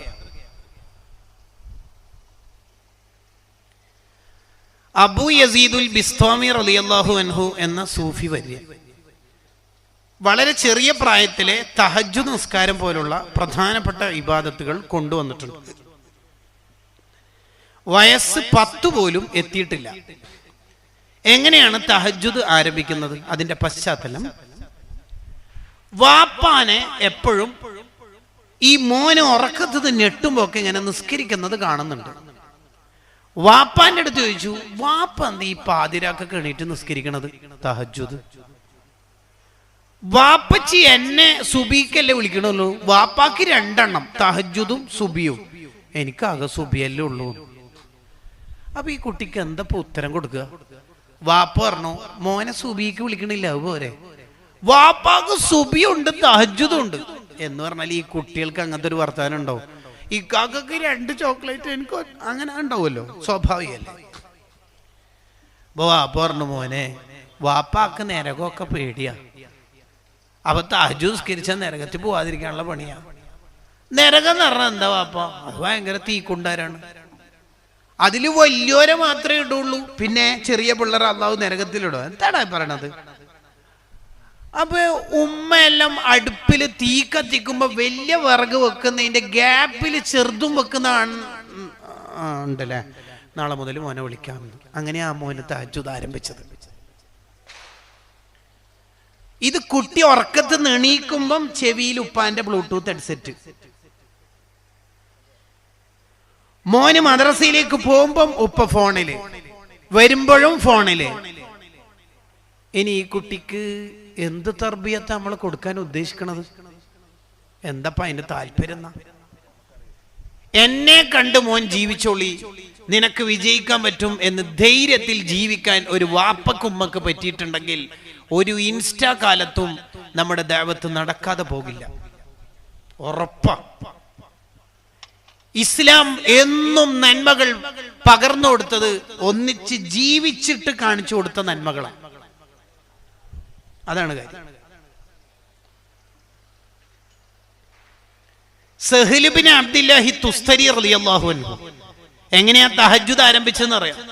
അമ്മാവനെ കണ്ടിട്ട്. ഇവിടെ എന്താ അമ്മാവനെ കുറയില്? കാർണോർ കാക്ക ഇച്ച, ഈ മദ്ദില്ലാതെ അല്ലേ ഇവിടെ ഇച്ചാണ്. അങ്ങനെ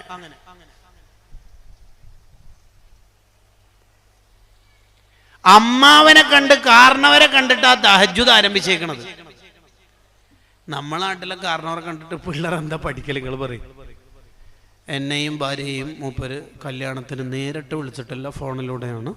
അതുകൊണ്ട് ഞാനും ഫാത്തിമയും വരൂല, മദ്ദിലാസിമ വരൂല. ഈ അമ്മാവന്റെ അടുത്തുനിന്ന് മരുമക്കൾ എന്താ പഠിക്കേണ്ടത്? എന്താ പഠിക്കേണ്ടത്? അപ്പൊ ഒന്നാമത്തെ കാര്യം അതാണ്, നമ്മൾ ഐഡിയൽ മാൻ ആവുക, തുടരപ്പെടാൻ പറ്റുന്ന ആളാവുക. വിശേഷിച്ച് അവരുടെ മുന്നിൽ നിന്ന് നമ്മൾക്ക് നന്മകൾ കൂടുതൽ ഉണ്ടാവണം. ഇപ്പൊ ഉദാഹരണം പറഞ്ഞാല്, നമ്മൾ എങ്ങനെയാ യാസീൻ സൂറത്ത് കാണാതെ ഓതാൻ പഠിച്ചത്? അല്ലാമ ബാഖ്റമ റളിയല്ലാഹു അൻഹു പറയുന്നുണ്ട്, ഞാൻ വളരെ ചെറുപ്പത്തിൽ യാസീൻ സൂറത്ത് കാണാതെ ഓതാൻ പഠിച്ചത് എൻ്റെ ഉമ്മ ഓതുന്ന കേട്ടിട്ടാണ്. എപ്പോഴും എൻ്റെ ഉമ്മാരെ ഓത്ത് ഞാൻ കേൾക്കും, അപ്പൊ പഠിച്ചു. നല്ലവരോടൊപ്പം ജീവിക്കുമ്പോഴാണ് നന്മ പഠിക്കുക. നമ്മൾ നന്നാവുക, അതിൻ്റെ നിഴലാകുന്ന മക്കള് നന്നാവും. ഉദാഹരണം കുറച്ചുകൂടി വ്യക്തമാക്കി പറഞ്ഞാൽ, മുഹയ്യദ്ദീൻ മാലയിലെ ഒരു വരി, ഏതെങ്കിലും ഒരു വരി എടുത്തിട്ട് കുപ്പിക്കകത്തുള്ള, അപ്പൊ നമ്മൾ ബാക്കി വസ്തുവിനെ പോലെ, ഇതെങ്ങനെയാ നമ്മൾ പഠിച്ചത്? എവിടെ? കാരണം അത് നമ്മളെ ഒരു സിലബസിലും മുഹയ്യദ്ദീൻ മാല ഇല്ലല്ലോ. എങ്ങനെ പഠിച്ചത്? നമ്മളെ സ്ത്രീകളോട് പറയാണ്, ബിസ്മിയും ഹംദും സ്വലാത്തും നൽ സലാമും പിന്നെ ബില്ലിനെ ഫീസത്ത് മാല ഞാൻ തുടങ്ങിയിടുന്നേ. ഇതെങ്ങനെ ഈ ഉമ്മാമ പഠിച്ചത്? എത്രാം ക്ലാസ് വരെ ഉമ്മാമ മദ്രസയിൽ പഠിച്ചത്? 5ാം ക്ലാസ്. മുഹയ്യദ്ദീൻ മാല ഉണ്ടായിരുന്നു ഏതെങ്കിലും ചാപ്റ്റർ? ഇല്ല. പിന്നെ എങ്ങനെയാ പഠിച്ചത്? അത് ഉമ്മാമരെ ഉമ്മ ഉണ്ട് മോനെ, മോനല്ല ജനിക്കുന്നതിന് മുമ്പേ മരിച്ചു പോയതാണ്. ഓർക്ക് എന്ത് വിഷമമുണ്ടെങ്കിലും നഫീസത്ത് മാലയെ ചൊല്ലിയിരുന്നത് മുഹിദ്ദീൻ മാലയെ ചൊല്ലി. കണ്ട, അതാണ് സംഭവം. അതാണ് സംഭവം. ഈ തിയറി കൂടുതൽ പഠിക്കുക എന്നുള്ളതിനേക്കാൾ റിസൾട്ട് ഉണ്ടാവല് നല്ലവരോടൊപ്പം ജീവിച്ചിട്ട് റിസൾട്ട് ഉണ്ടാവില്ല. ഉദാഹരണം പറഞ്ഞാൽ ഇപ്പൊ +2 പഠിച്ചുകൊണ്ടിരിക്കുന്ന ഒരു പെൺകുട്ടിനോട് ചോദിച്ചു നോക്കിയേ, മോൾ ഇന്നെന്താ ഓതിയത്? തബാറക്ക് ഓതണം എന്ന് വിചാരിച്ചിരുന്നു, പക്ഷെ അസൈൻമെന്റ് പ്രൊജക്റ്റ് ഉള്ളത് കൊണ്ട് പിന്നെ ഓത്ത് നടന്നിട്ടില്ല. ഇന്നലെ കുറച്ച് എന്തോ എൻഗേജ് ആയിരുന്നു, ഓത്ത് നടന്നിട്ടില്ല. എത്രാം ക്ലാസ്സിലാണ് മോള് മദ്രസ പഠിച്ചത്? 10 വരെ ആയിരുന്നു നമ്മളെ മഹലിലുള്ളത്. +1 +2 അപ്പുറത്തെ മഹലിലാണ് പോയത്. എന്താ പഠിച്ചത്? +2. മോളെ പേരെന്ത്? പേരെത്. ഉമ്മാമയാണല്ലേ. ഉമ്മാമ എത്രാം ക്ലാസ് വരെ മദ്രസ പഠിച്ചത്? അന്നൊക്കെ 4 ക്ലാസ് വരെ ഉസ്താദെ സൗകര്യമുള്ളൂ, 4 വരെ പഠിച്ചിട്ടുള്ളൂ, അത്ര പഠിച്ചിട്ടുള്ളൂ. ഉമ്മാമ ഇന്നെന്താ ഓതിയത്? യാസീൻ, മുൽക്ക്, സജദ, റഹ്മാൻ, വാഖിയ, മുസമ്മിൽ, ജിന്ന്, ദുഖാന്. ഇന്നലെയോ അങ്ങനെ തന്നെ ഓതി. ഇതെത്ര കൊല്ലം ഓതുന്നത്? ഒരു 55 കൊല്ലായി. ഒരു ദിവസം ദുഖാന്, വാഖിയ, മുസമ്മിൽ, ജിന്നൊന്നും മുടങ്ങൂല. ഇല്ല. ക്ലാസ് പഠിച്ചത് 4, മോള് പഠിച്ചത് 12. എന്താ വ്യത്യാസം? വ്യത്യാസം എന്നാ? എവിടെയാണ് വ്യത്യാസപ്പെടുന്നത്? വ്യത്യാസപ്പെടുന്നത് എവിടെയാണ്? നമ്മളാകുന്ന ഉമ്മ നമ്മുടെ മക്കളെ കൂടെ ഇരുത്തി മാതൃകയാകും വിധത്തിൽ ജീവിച്ചാൽ റിസൾട്ട് ഷുവറാ, റിസൾട്ട് ഉറപ്പാ.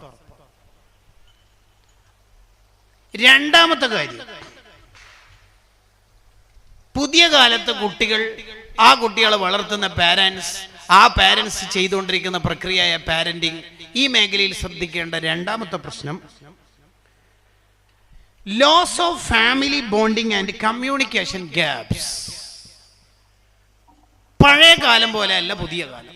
പഴയ കാലത്ത് സ്കൂളിൽ നിന്ന് വരുന്ന കുട്ടിയെ സ്വീകരിക്കാൻ ഉമ്മ ഉണ്ട്, ഉപ്പുണ്ട്. ഇത് ഉമ്മ ഓൺലൈൻ മജ്‌ലിസിലാണ്, ഉപ്പ നാട്ടിലില്ല. കുറച്ച് കഴിഞ്ഞാൽ ഉപ്പ ജിദ്ദയിൽ, ഉമ്മ മുംബൈയിൽ. കുറെ കുട്ടികളുടെ ഒരു ഗതികേട് നിങ്ങൾ കാണുന്നുണ്ടോ? നിങ്ങൾ ഈ ഗൾഫിൽ ജീവിച്ച് SLCക്കോ +2വിനോ നാട്ടിലേക്കുന്ന കുട്ടികൾ അവരുടെ സ്ഥാപനത്തിൽ 3 ദിവസത്തെ ലീവിന് സ്വന്തം ഉപ്പാനും ഉമ്മാനും കാണാൻ കഴിയാതെ വട്ടം കറങ്ങല നാട്ടില്. മൂത്തമ്മാൻ്റെ അടുത്ത് 1 മാസം, ഇളയമ്മാൻ്റെ അടുത്ത് 1 മാസം. എങ്ങനെയാ ഈ കുട്ടിക്ക് ഉപ്പാനോടും ഉമ്മാനോടും ഒരു കമ്മിറ്റ്മെന്റ് ഭാവിയിൽ ഉണ്ടാവല്? എങ്ങനെ ഉണ്ടാവുക? പറയ്. കമ്മിറ്റ്മെന്റ് ഉണ്ടാവാൻ നമ്മൾ എന്താ ചെയ്തത്? ഈ കുട്ടിക്ക് എന്താ ചെയ്തു കൊടുത്തത്? ഫീസോ ജിപേയോ? ഫാമിലികൾ തമ്മിൽ ബോണ്ടല്ല. അതേസമയം പുതിയ കാലത്ത് ഹറാമുകളുടെ പേക്കൂത്തായി ഫാമിലി സംഗമങ്ങൾ നമ്മുടെ നാട്ടിലൊക്കെ നടന്നുകൊണ്ടിരിക്കുന്നുണ്ട് കേട്ടോ. ആൺ പെൺ വേർതിരിവില്ലാത്ത വിധം ചാരിറ്റി, 3 ആളെ സഹായിക്കൽ, 4 ആൾക്ക് പോരെടുത്തു കൊടുക്കാനുള്ള ചാവി വിതരണം, ഹറാമിന്റെ പേക്കൂത്തായിരിക്കും ആ മജ്‌ലിസിൽ നടന്നുകൊണ്ടിരിക്കുന്നത്. അതിന് നേതൃത്വമായിട്ട് നേരത്തെ തന്നെ ഒരു ഉസ്താദിനെ കൊണ്ട് ഫാത്തിഹ ഓതിപ്പിക്കുകയും ചെയ്യും. നിങ്ങൾ കണ്ടിട്ടില്ലേ? ഇപ്പൊ ഹിജാബിന്റെ ആയത്തൊക്കെ മൻസൂഖാണല്ലോ. ഹിജാബിന്റെ ആയത്തൊക്കെ മൻസൂഖാണ്. ഇനി അഥവാ ഹിജാബ് ഇടുകയാണെങ്കിൽ തന്നെ ഏറ്റവും ക്യൂട്ടായ ഹിജാബ് ഇടുക എന്നുള്ളതാണ് പുതിയ ട്രെൻഡ്. മൂക്ക് വരെയുള്ള ഹിജാബ്. ഇപ്പൊ ഈ നാട് കാനങ്ങാടല്ലേ, കണ്ണൂരിൽ നിന്ന് ഒരു കാറ്റടിച്ചാൽ കാനങ്ങാട് ഹിജാബ് പാറിയിട്ടുണ്ടാവും. ഏറ്റവും ക്യൂട്ട് ഹിജാബ് ഇടാം. ആർക്ക് വേണ്ടിയിട്ടാണ് നമ്മൾ ഈ നാടകമൊക്കെ കളിക്കുന്നത്? ആരെ ബോധ്യപ്പെടുത്താനാ? നാളെ ഞാൻ മരിച്ചാൽ എന്നെ കൊണ്ടുപോകുന്ന മയ്യത്ത് കട്ടിൽ ഈ നാട്ടിൽ ഇപ്പോൾ ഉള്ള സിസ്റ്റം പ്രകാരമാണെങ്കിൽ എന്നെ പൊതിഞ്ഞിരിക്കുന്ന കഫം പുട കാണും. കാരണം ഇപ്പോൾ ഇവിടെയുള്ള സിസ്റ്റത്തിൽ മയ്യത്ത് കട്ടിലിന് മുകളിൽ മറ ഇല്ല. അതുകൊണ്ട് എനിക്ക് മറയുള്ള മയ്യത്ത് കട്ടിൽ വേണമെന്ന് നിർബന്ധം പിടിച്ച ആളാ സയ്യിദത്തുൻ നിസാഇ അഹ്ലിൽ ജന്ന സയ്യിദത്തുന ഫാത്തിമ റളിയല്ലാഹു അൻഹാ. ആ മഹദിയുടെ പേരിന്റെ ഒന്നിച്ച് അപ്പുറത്തും ഇപ്പുറത്തും പേര് ആഡ് ചെയ്തിട്ട് ആ ഫാത്തിമ ബീവിയുടെ മഹത്വം നമുക്ക് കിട്ടുമെന്ന് വിചാരിക്കണ്ടോ? നിങ്ങൾ ആലോചിച്ച് നോക്കിയേ. ഇമാം സുയൂത്തി റളിയല്ലാഹു അൻഹു ഈ ആശയം തന്റെ ഗ്രന്ഥത്തിൽ കൊണ്ടുവരുന്നുണ്ട്, ഫാത്തിമ ബീവിയുടെ ചരിത്രം. അപ്പോൾ ഫാമിലികൾ ബോണ്ടിങ് കുറഞ്ഞുപോയി. ഉപ്പാനോട് മക്കൾ ഇരുന്ന് സംസാരിക്കൂല. ആൺകുട്ടികളൊന്നും ഉപ്പാനോട് തീരെ സംസാരിക്കൂല. തീരെ സംസാരിക്കില്ല. ശരിക്കും പറഞ്ഞാൽ ഈ ഉപ്പമാർക്ക് എല്ലാം മക്കൾ തുറന്ന് ചോദിക്കുന്നതും പറയുന്നതും ഭയങ്കര ഇഷ്ടമായിരിക്കും. പ്രത്യേകിച്ച് ഈ പ്രായമൊക്കെ കൂടി വരുന്ന ഗൾഫിൽ നിന്ന് റിട്ടയർഡായ ജോലിയൊക്കെ നിർത്തിയ ആ ഉപ്പമാർക്കൊക്കെ ഒരുപാട് ആഗ്രഹങ്ങളുടെ കൂട്ടത്തിലെ വളരെ പ്രധാനപ്പെട്ട ഒരു ആഗ്രഹമാണ് എൻ്റെ മോനെ എന്നോട് തന്നെ എല്ലാ കാര്യവും തുറന്ന് ചോദിച്ചൂടെ പറഞ്ഞൂടെ. എല്ലാം തവസ്സുലായിരിക്കും. എനിക്ക് നാളെ എന്തോ സ്കൂളിൽ ഫീസ് കൊടുക്കണം പോലും കൊടുക്കണമായിരുന്നു. ഉമ്മയാ പറയും. ഗൾഫിൽ നിന്ന് ഫോൺ വിളിച്ചാൽ തന്നെ ഉപ്പ എടുക്കൂല. കാരണം എടുത്തപാട് ഉമ്മയില്ലേന്ന് മോൻ ചോദിക്കും. അതുകൊണ്ട് ആ വേദന താങ്ങാൻ കഴിയാത്തോണ്ട് സൈനബ എനിക്കുള്ള ഫോണാണ്. അതിൻ്റെ ഉള്ളിലൊരു കരച്ചിലുണ്ട്. ആ ഫോൺ ഹാൻഡ് ഓവർ ചെയ്യുമ്പോൾ ഉള്ളിലൊരു കരച്ചിലുണ്ട്. നിങ്ങൾ ഗൾഫിൽ നിന്ന് വിളിക്കുന്ന, ദോഹയിൽ നിന്ന് ഫ്രം ഖത്തർ വിളിക്കുന്ന മോന് ഉപ്പ എടുത്ത ഉടനെ ഉപ്പ അസ്സലാമു അലൈക്കും. വലൈക്കും സലാം. ഉമ്മാക്ക് കൊടുക്കാമോനെ. എന്താ ഉമ്മാക്ക്? ഞാൻ ഉമ്മാനെ ഇന്നലെ വിശദമായി സംസാരിച്ചിട്ട് എനിക്ക് എൻ്റെ ഉപ്പാനോട് കുറച്ച് കാര്യങ്ങൾ സംസാരിക്കാനാണ് വിളിച്ചത്. എന്നോടാ? എന്തേ? ഒന്നുമില്ല. ഉപ്പ എനിക്ക് ദ്വാരക്കണം. ഉപ്പ എല്ലാ ദിവസവും ഇടയ്ക്കിടയ്ക്ക് ഒരു പേടിയാണ്. നമ്മളൊക്കെ മരിച്ചു പോയാൽ. ഞാനൊക്കെ നാട്ടിലുണ്ടാകുമ്പോൾ പെറും കുരുത്തക്കേടൊക്കെയായി നടന്നിട്ടുണ്ട്. ഉപ്പ എല്ലാം പൊരുത്തപ്പെടണം. ഉപ്പ എനിക്ക് നന്നാവേണ്ട അടിസ്ഥാനം ഉപ്പാൻ്റെ പൊരുത്തം കിട്ടലല്ലേ. ഉപ്പ എനിക്ക് സ്വർഗം വാങ്ങിത്തരണം. ഉപ്പ ദ്വാരന്നിട്ട് സത്യത്തിൽ ഉപ്പ അന്ന് കരയും. ആ കണ്ണീരിൽ ചാലിച്ചിട്ടുള്ള ഒരു ദ്വാ മതി സ്വർഗത്തിന്റെ കീ കിട്ടാൻ. അത് മതി. That's enough. റിള റബ്ബി ഫീ റിളൽ വാലിദ്. അവരെ പൊരുത്ത അള്ളാന്റെ പൊരുത്തം. ഇനി നാട്ടിൽ തന്നെ ഉള്ള ആളാണ്, പ്രവാസിയല്ല. വീട്ടിൽ നിന്ന് ഇറങ്ങുമ്പോ ഉപ്പനോട് മോൻ പറയാണ് ഉപ്പ പോവാണേ അസ്സലാമു അലൈക്കും. അതിനെ കൈ പിടിച്ചിട്ട് ഉപ്പാനോട് ഒരു ആഗ്രഹം പറഞ്ഞാൽ ഉപ്പാക്ക് വിഷമാവും. എന്താ ആഗ്രഹം? എന്താ കടങ്ങും ചോദിക്കാനല്ല? കടമൊന്നല്ല ഉപ്പ. പിന്നെന്തേ വിഷമാവോ? നീ ചോദിക്കട്ടെ. നീ ഇതെന്താ ഒരു മുൾമുനയിൽ നിർത്തുന്നു? ചോദിക്കട്ടെ. ഉമ്മ എനിക്ക് ഇടക്കിടക്ക് മുത്തം തരാറുണ്ട്. ഉപ്പ എന്നെ ഒന്ന് കെട്ടിപ്പിടിച്ചിട്ട് ഒരു മുത്തം തരാം. ആ നരച്ച താടിയുള്ള ഉപ്പ നമ്മളെ ചേർത്ത് വെച്ചിട്ട് തരുന്ന ഒരു മുത്തുണ്ടല്ലോ, അതൊരു സാധാരണ മുത്തല്ല ശരിക്കും. ആ കെട്ടിപ്പിടിക്കലോടുകൂടി നമുക്ക് കിട്ടുന്ന ഒരു പൊരുത്തമുണ്ട്. ദുനിയാവ് മുഴുവനും വില കൊടുത്താലും അത് വാങ്ങാൻ കഴിയില്ല നമുക്ക്. അത് നമുക്ക് അങ്ങനെ കഴിയണം. ഉമ്മാനെ നല്ലോണം പരിഗണിക്കണം, ഉപ്പാനെയും പരിഗണിക്കണം. ഇതെങ്ങനെ പറയണമെന്ന് എനിക്കറിയില്ല. എത്ര പറഞ്ഞാലും അതിട്ട് പൂർത്തിയാവുകയും ചെയ്യില്ല. അസുഖബാധിതയായ ഉമ്മയെ എല്ലാ കാര്യങ്ങളും ഉമ്മാൻ്റെത് ഞാനാ ചെയ്തു കൊടുക്കണത്. ഉമ്മാക്ക് നടക്കാൻ വയ്യാത്തോണ്ട് ഞാൻ എൻ്റെ തലയിൽ ഒരു വലിയ പാത്രം വെച്ചിട്ട് അല്ലെങ്കിൽ സംവിധാനങ്ങൾ ഒരുക്കിയിട്ട് എൻ്റെ ഉമ്മാനെ ചുമന്നിട്ടാണ് ഇത്രയും നടന്നതും ആവശ്യങ്ങൾ നിർവഹിച്ചു കൊടുത്തത്. എൻ്റെ ഉമ്മാനോടുള്ള കടപ്പാട് പൂർത്തിയാകുമോ എന്ന ചോദ്യത്തിന് കിട്ടിയ ഉത്തരം എന്താണെന്നറിയോ? ഉമർ റളിയല്ലാഹു അൻഹുവിന്റെ ഇല്ല, പൂർത്തിയാവില്ല. എന്താ പൂർത്തിയാവാത്ത? നിന്നെ ഉമ്മ ഗർഭം ചുമന്ന കാലത്ത് പൂർണ്ണ ഗർഭിണിയായിരിക്കുന്ന ഘട്ടത്തിൽ നീ ആ ഗർഭപാത്രത്തിന്റെ ഉള്ളിൽ നിന്ന് ഇടതുഭാഗത്തുനിന്ന് വലത്തോട്ട് ചെരിയുമ്പോ, വലത്തേ ഭാഗത്തുനിന്ന് ഇടത്തോട്ട് ചെരിയുമ്പോ ഉമ്മ സഹിച്ചൊരു വേദന ഉണ്ട്. ആ വേദനക്ക് പകരമൊന്നും മോൻ എന്ത് ചെയ്താലും പകരാവില്ലടാ. ഞാൻ എൻ്റെ ഉമ്മാന്റെ മൂത്രവും കാഷ്ടവും ഒക്കെ വൃത്തിയാക്കി കൊടുക്കുന്നുണ്ട്, എല്ലാം ചെയ്തു കൊടുക്കുന്നുണ്ട്. എൻ്റെ ഉമ്മാന്റെ കടപ്പാട്, ഉമ്മാനോടുള്ള കടപ്പാട് പൂർത്തിയാവോ? ഇല്ല. എന്തേ? ഇന്ന് നീ ഉമ്മായുടെ കാഷ്ടവും മൂത്രമൊക്കെ വൃത്തിയാക്കി കൊടുക്കുമ്പോ നീ വിചാരിക്കുന്നത് ഇതിനൊരു എൻഡിങ് ഡേ ഉണ്ടല്ലോ എന്നാണ്. എന്ന് പറഞ്ഞാൽ ഉപ്പാക്ക് അസുഖം വന്നിട്ട് ഹോസ്പിറ്റലിൽ നീ ഇടക്കിടക്ക് ഫണ്ട് ചെലവാക്കുന്നു. അപ്പോഴൊക്കെ നിന്റെ ഉള്ളിന്റെ ഉള്ളിൽ ഉപ്പ മരിക്കുന്നവരല്ലേ ഇത് ചെയ്യേണ്ടതെന്ന്. ആയിടക്ക് നീ സ്വലാത്ത് ദിക്ർ മജ്ലിസിൽ പേപ്പർ കൊടുത്തേക്കുന്നുണ്ട്. കുറെ കാലമായിട്ട് അസുഖമാണ് ഉപ്പ, സലാമത്തിന് വേണ്ടി ദ്വാരക്കാൻ. വാട്ട് യു മീൻ ബൈ സലാമത്ത്? സലാമത്ത് കൊണ്ട് മോന് ഉദ്ദേശിച്ച അർത്ഥം മരിക്കണം അല്ലേ? നീ ഉപ്പായുടെ കാഷ്ടവും മൂത്രമൊക്കെ വൃത്തിയാക്കി കൊടുക്കുമ്പോ, ഫണ്ട് ചെലവാക്കുമ്പോ മരിക്കുന്നവരല്ലേ ഇത് ചെയ്യേണ്ടുള്ളൂ. നിന്റെ ചെറുപ്പത്തിൽ നിന്റെ കാഷ്ടവും മൂത്രവും ഇടത് വലത് വ്യത്യാസമില്ലാതെ കൈകൊണ്ട് വൃത്തിയാക്കുമ്പോ ഉമ്മ ചിന്തിച്ചത് നീ വളരണമെന്ന്, നീ വലുതാവണമെന്ന്, നീ ജീവിക്കണമെന്ന്. ഇപ്പോൾ നിന്റെ ചിന്ത ഉമ്മ മരിക്കില്ല. തമ്മിൽ എൻ്റർലി ഡിഫറൻസ് ഉണ്ടല്ലോ മോനെ. പൂർത്തിയാവില്ല, കടപ്പാട് തീരൂല. എങ്ങനെയാ ഉപ്പാനോട് ഉമ്മാനുള്ള കടപ്പാട് പറഞ്ഞു തീർക്കുക? എങ്ങനെയാ തീർക്കുക? എങ്ങനെയാ അത് പറഞ്ഞ് അവസാനിപ്പിക്കുക? നബി സല്ലല്ലാഹു അലൈഹി വസല്ലം തങ്ങളുടെ പ്രയോഗം തന്നെ നിങ്ങൾ ശ്രദ്ധിച്ചിട്ടുണ്ടോ? നബിയെ, ഒരാൾക്ക് ഈ ദുനിയാവിൽ ഏറ്റവും കൂടുതൽ കടപ്പാട് ആരോടാണ്? ഉമ്മുക്ക, ഉമ്മാനോട്. പിന്നെയോ ഉമ്മാൻ്റെതൊക്കെ. പിന്നെ ആരൊക്കെ ഉണ്ടോ? ഉമ്മുക്ക. ഒന്നാമത്തെ ഉമ്മ പറഞ്ഞില്ലേ, പിന്നെ രണ്ടാമത് ഉമ്മയാ. ആ പ്രയോഗത്തിന് എന്താ അർത്ഥം വെക്കുക? ഓക്കെ, രണ്ടാമതും എന്ന ഉമ്മാനെ തന്നെ ശ്രമിക്കുക പരമാവധി. സുമ്മ, പിന്നെ ആരാ നബിയെ? ഉമ്മുക്ക, ഉമ്മ തന്നെ. പിന്നെ ഉമ്മയോ? പിന്നെയോ അബൂക്ക, നിന്റെ വാപ്പ. നിങ്ങൾ ആലോചിച്ച് നോക്കി അതിന്റെ ഒരു അർത്ഥവ്യാപ്തി. ഒരു മനുഷ്യൻ ആരോടാണ് കടപ്പാട് കൂടുതൽ ഉണ്ടാവേണ്ടത് എന്ന മത്സരത്തിന്റെ റിസൾട്ട് വരുന്നു. എല്ലാവരും ശ്രദ്ധിക്കുക. ആദ്യ സ്ഥാനം, ഫസ്റ്റ് പ്രൈസ് ഗോസ് ടു, ആദ്യ സ്ഥാനം ഉമ്മ. ഉമ്മാക്ക ഒന്നാം സ്ഥാനം അല്ലേ? രണ്ടാം സ്ഥാനം ആയിരിക്കും ഉമ്മ. ഉമ്മാക്ക് തന്നെയാ രണ്ടാം സ്ഥാനം.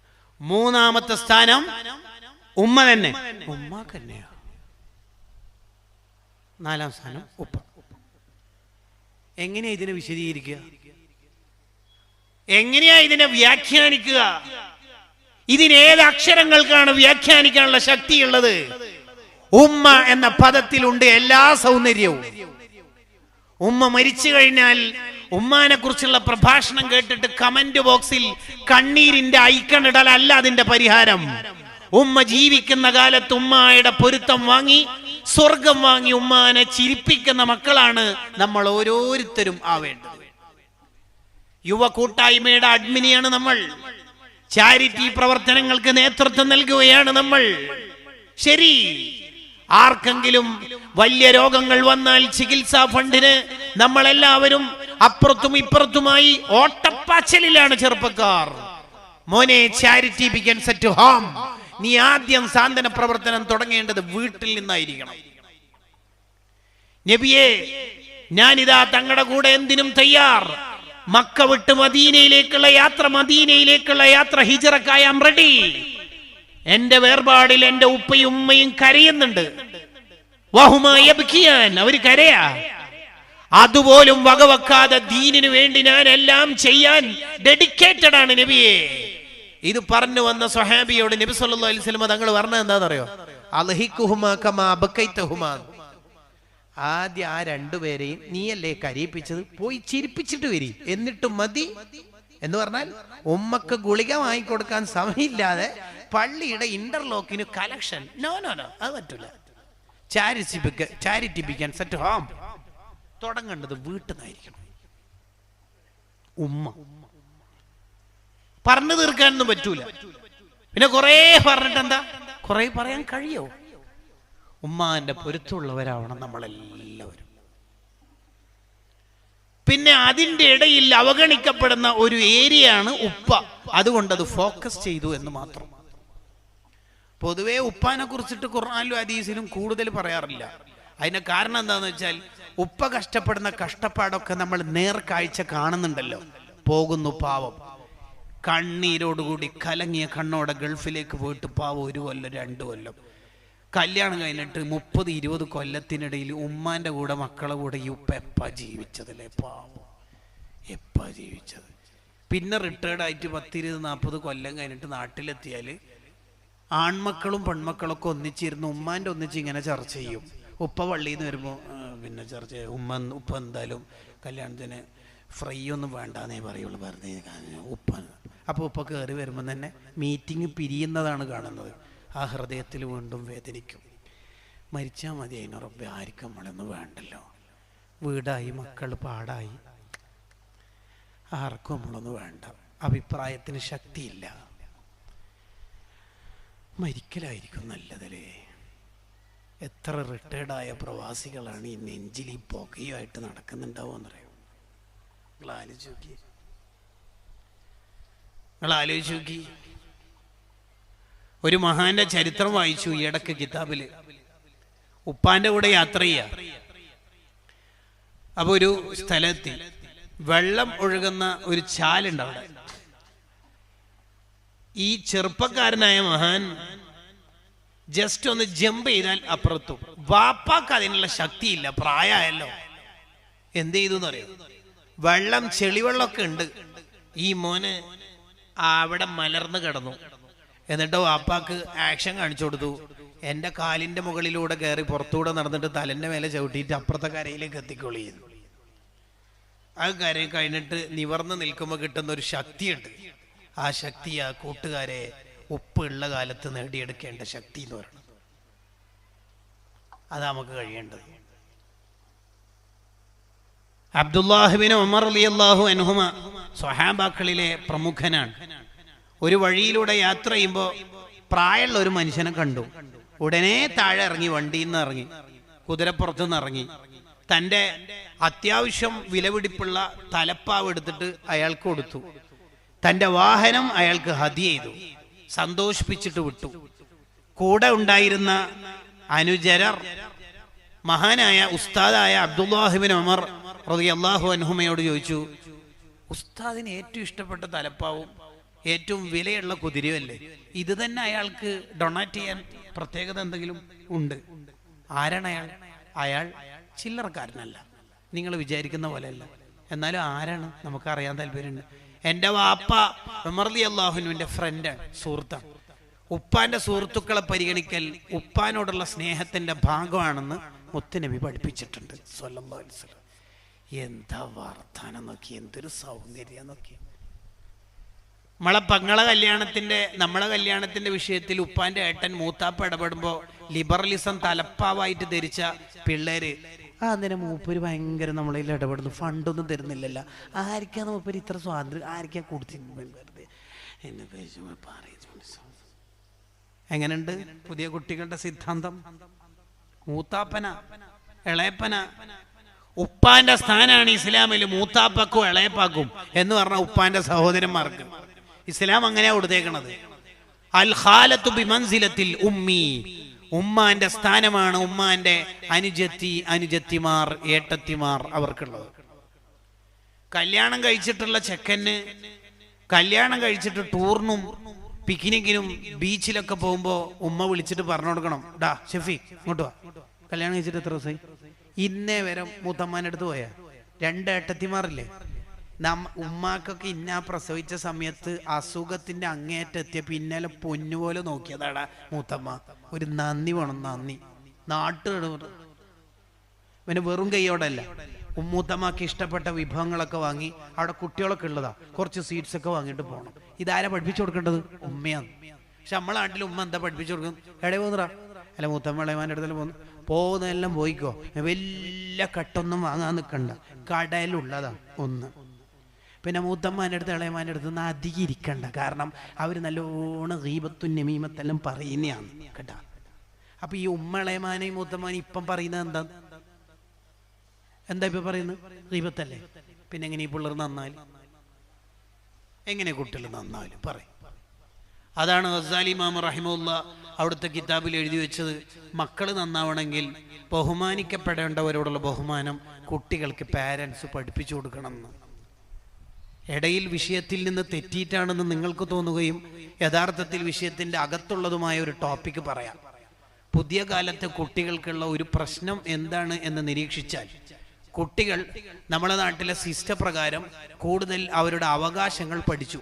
പിന്നെ ടീച്ചർ എന്തെങ്കിലും ചെയ്തിനെങ്കിൽ ആ നമ്പറിൽ വിളിച്ചാൽ മതി കേട്ടോ. ജുവൈനൽ ജസ്റ്റിസ്, ഹാൻഡ് ഹറാസ്മെന്റ് കേട്ടോ. സാർ എന്തെങ്കിലും ചെയ്തിനെങ്കിൽ, സ്കൂളിൽ നിന്ന് എന്തെങ്കിലും കേട്ടോ കേട്ടോ മോനെ, പള്ളിയിൽ നിന്ന് മദ്രസയിൽ നിന്ന് ആര് കേട്ടോ എന്നത് മാത്രം കുട്ടി പഠിച്ചു. അതിന്റെ നേരത്തെ ഒരു പടി മുന്നിൽ കേൾക്കേണ്ട ഒരു കാര്യം കുട്ടികൾ പഠിപ്പിക്കാതെ പോയി. അതെന്തായിരുന്നു? മോനെ അത് ഉസ്താദാണ് കേട്ടോ, ഉസ്താദാന്നുള്ള ബോധം വേണം കേട്ടോ. ഉപ്പാന്റെ ഉമ്മാന്റെ പൊരുത്തക്കേട് കിട്ടിയാല് ഒരുപക്ഷെ ഉപ്പിയുമ്മയും മരിച്ച ഖബറിന്റെ അവിടെ വന്നാല് ചില നിബന്ധനകളോടുകൂടി പൊരുത്തം കിട്ടും. ഉസ്താദ്മാര് മരിച്ച് നമുക്ക് പൊരുത്തം കിട്ടാതെയാണ് പോകുന്നത്. ഓരോ ഖബറിന്റെ അവിടെ പോയിട്ട് കാര്യമില്ല കേട്ടോ, കടുപ്പാണ് വിഷയം. ഷാഫി ഇമാം റളിയല്ലാഹു അൻഹു ഉസ്താദായ മാലിക് ഇമാമിന്റെ ദർസില് കിതാബിന്റെ പേജ് മറിക്കൽ എങ്ങനെയാണെന്നറിയോ? ഇങ്ങനെ പേജ് മറിക്കുന്ന സൗണ്ട് ഉസ്താദ് കേൾക്കണ്ടെന്ന് വിചാരിച്ചിട്ട്. അബൂ ഹനീഫ റളിയല്ലാഹു അൻഹുവിന്റെ ഉസ്താദായ ഹമ്മാദ് ബിൻ അബി സുലൈമാൻ റളിയല്ലാഹു അൻഹു എന്ന മഹാന്റെ വീട് എത്രയോ ദൂരെയാണ്.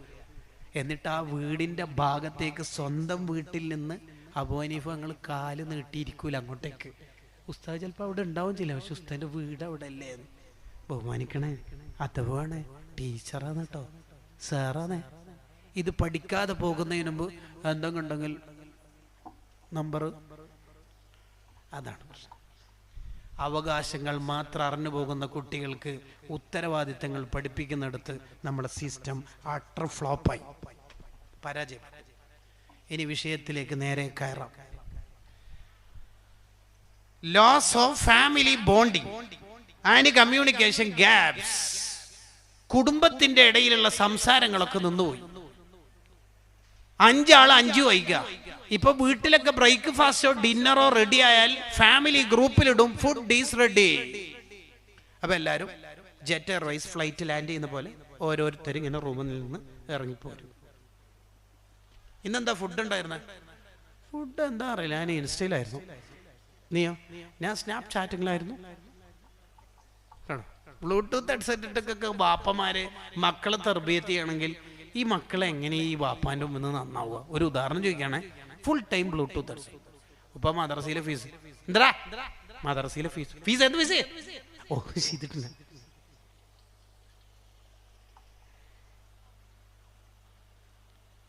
വിശദീകരിക്കപ്പെടേണ്ടതാണ്.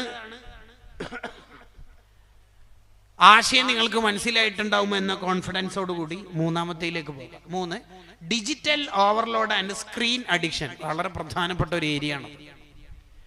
പാരന്റിങ് നടത്തേണ്ടവർ തന്നെ ഡിജിറ്റൽ ലോകത്താണ്. ഇത് ഇനി കുറയാൻ പോകുന്നില്ല, കൂടെ ചെയ്യുള്ളൂ. ആ സിസ്റ്റത്തിനെ കുറെ കുറ്റം പറഞ്ഞുകൊണ്ട് പ്രത്യേകിച്ച് ഈ വാളിന് ഫലം ഉണ്ടാവുമെന്ന് മനസ്സിലാക്കുന്നില്ല. ഡിജിറ്റൽ ലോകത്താണ് പാരന്റിങ് നടത്തേണ്ട പാരന്റ്സും ഉള്ളത്, കുട്ടികളും ഉള്ളത്. കരച്ചിലിന്റെ പരിഹാരം ഫോണാവുന്നു. ഉപ്പാക്കുമ്മാക്ക് വർത്താനം പറയണം എന്നുണ്ടെങ്കിൽ ഗെയിം കളിക്കാൻ അനുമതി കൊടുക്കുന്നു. ഇതിന്റെ ഒരു പരിഹാരം എന്താണ്? മൊബൈലായിട്ട് തൊട്ടിനെങ്കിൽ എന്ന് ശാസിക്കുന്നതിനേക്കാൾ നല്ലത് നമുക്ക് കുട്ടികൾക്ക് ആവശ്യത്തിന് മൊബൈൽ കൊടുക്കേണ്ടി വരും. 2 കാര്യങ്ങളാണ് അവിടെ ശ്രദ്ധിക്കേണ്ടത്. 1, വൈഫൈ ഇന്റർനെറ്റ് സംവിധാനങ്ങൾ മുഴുവനും സ്വകാര്യ റൂമിൽ കിട്ടുന്നതിന് പകരം സെൻട്രൽ ഹാളിൽ എല്ലാവർക്കും കാണത്തക്ക വിധത്തിൽ തന്നെ കമ്പ്യൂട്ടറിലോ ടാബിലോ സംവിധാനിക്കുക. അസൈൻമെന്റ് പ്രൊജക്ട് ചെയ്യാനുള്ളതൊക്കെ എല്ലാവരും കാണത്തക്ക വിധത്തിൽ സെൻട്രൽ ഹാളിൽ നിന്ന് എല്ലാവരും കാണുന്ന റൂമിൽ നിന്ന് ചെയ്യട്ടെ, പഠിക്കട്ടെ. അതാണ് ഒന്നാമത്തത്. അല്ലെങ്കിലും കല്യാണമൊന്നും കഴിക്കാത്ത കുട്ടികൾ റൂമിൽ കിടക്കുന്ന സമയത്തും വിശ്രമിക്കുന്ന സമയത്തും ഉള്ളിൽ നിന്ന് ലോക്ക് ചെയ്തിട്ട് ഉറങ്ങുന്ന സിസ്റ്റത്തിനെ അത്ര കണ്ട് പ്രോത്സാഹിപ്പിക്കേണ്ടതാണോ?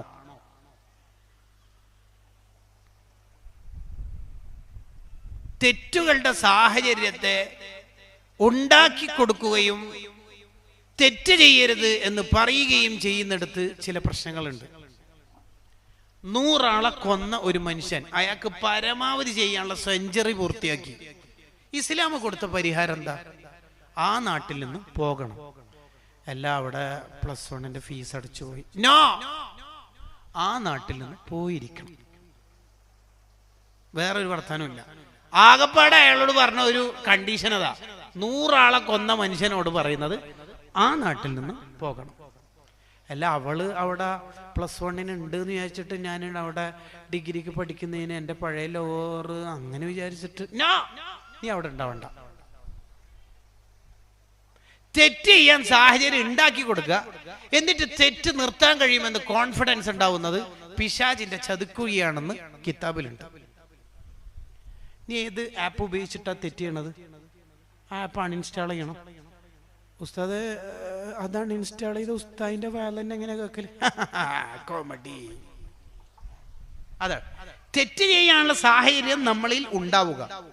എന്നിട്ട് തെറ്റ് നിർത്താൻ കഴിയുമെന്ന് കോൺഫിഡൻസ് തരുന്നത് അത് ചതിപ്രയോഗമാണെന്ന് തിരിച്ചറിയണം.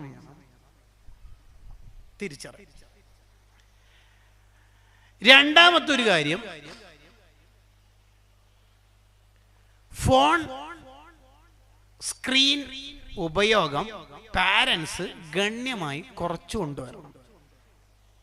പെണ്ണുങ്ങന്മാരൊക്കെ ഹദ്ദാദൊക്കെ ഓഫ്ലൈനിൽ ചൊല്ലാൻ ശ്രദ്ധിക്കുക. കൊറോണയൊക്കെ തീർന്നല്ലോ. ചട്ടി ചൂടാക്കുമ്പോൾ അല്ല ഹദ്ദാദല്ല ഉണ്ടാവും. ഒന്ന് അടങ്ങി ഒതുങ്ങി ഇരുന്ന് ചൊല്ലുക. ആകപ്പാടെ ഒരു ഹദ്ദാദല്ലേ ചൊല്ലുന്നുള്ളൂ. ആകെ ഒരു കാമണിക്കൂറല്ലേ.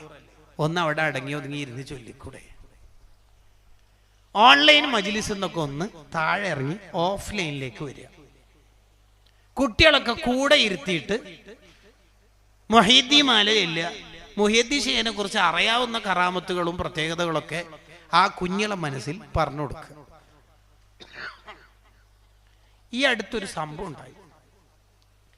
എൻ്റെ ഒരു സുഹൃത്തിൻ്റെ ഭാര്യ വീട്ടിൽ, നമ്മുടെ ജില്ലക്കാരെങ്ങനെ ഈ ഭാര്യ വീടിനെ ഫോക്കസ് ചെയ്യും, അവിടെയാണ് താമസം. അതുകൊണ്ടാണ് അവിടുത്തെ ഒരു അനുഭവം പറയുന്നത്.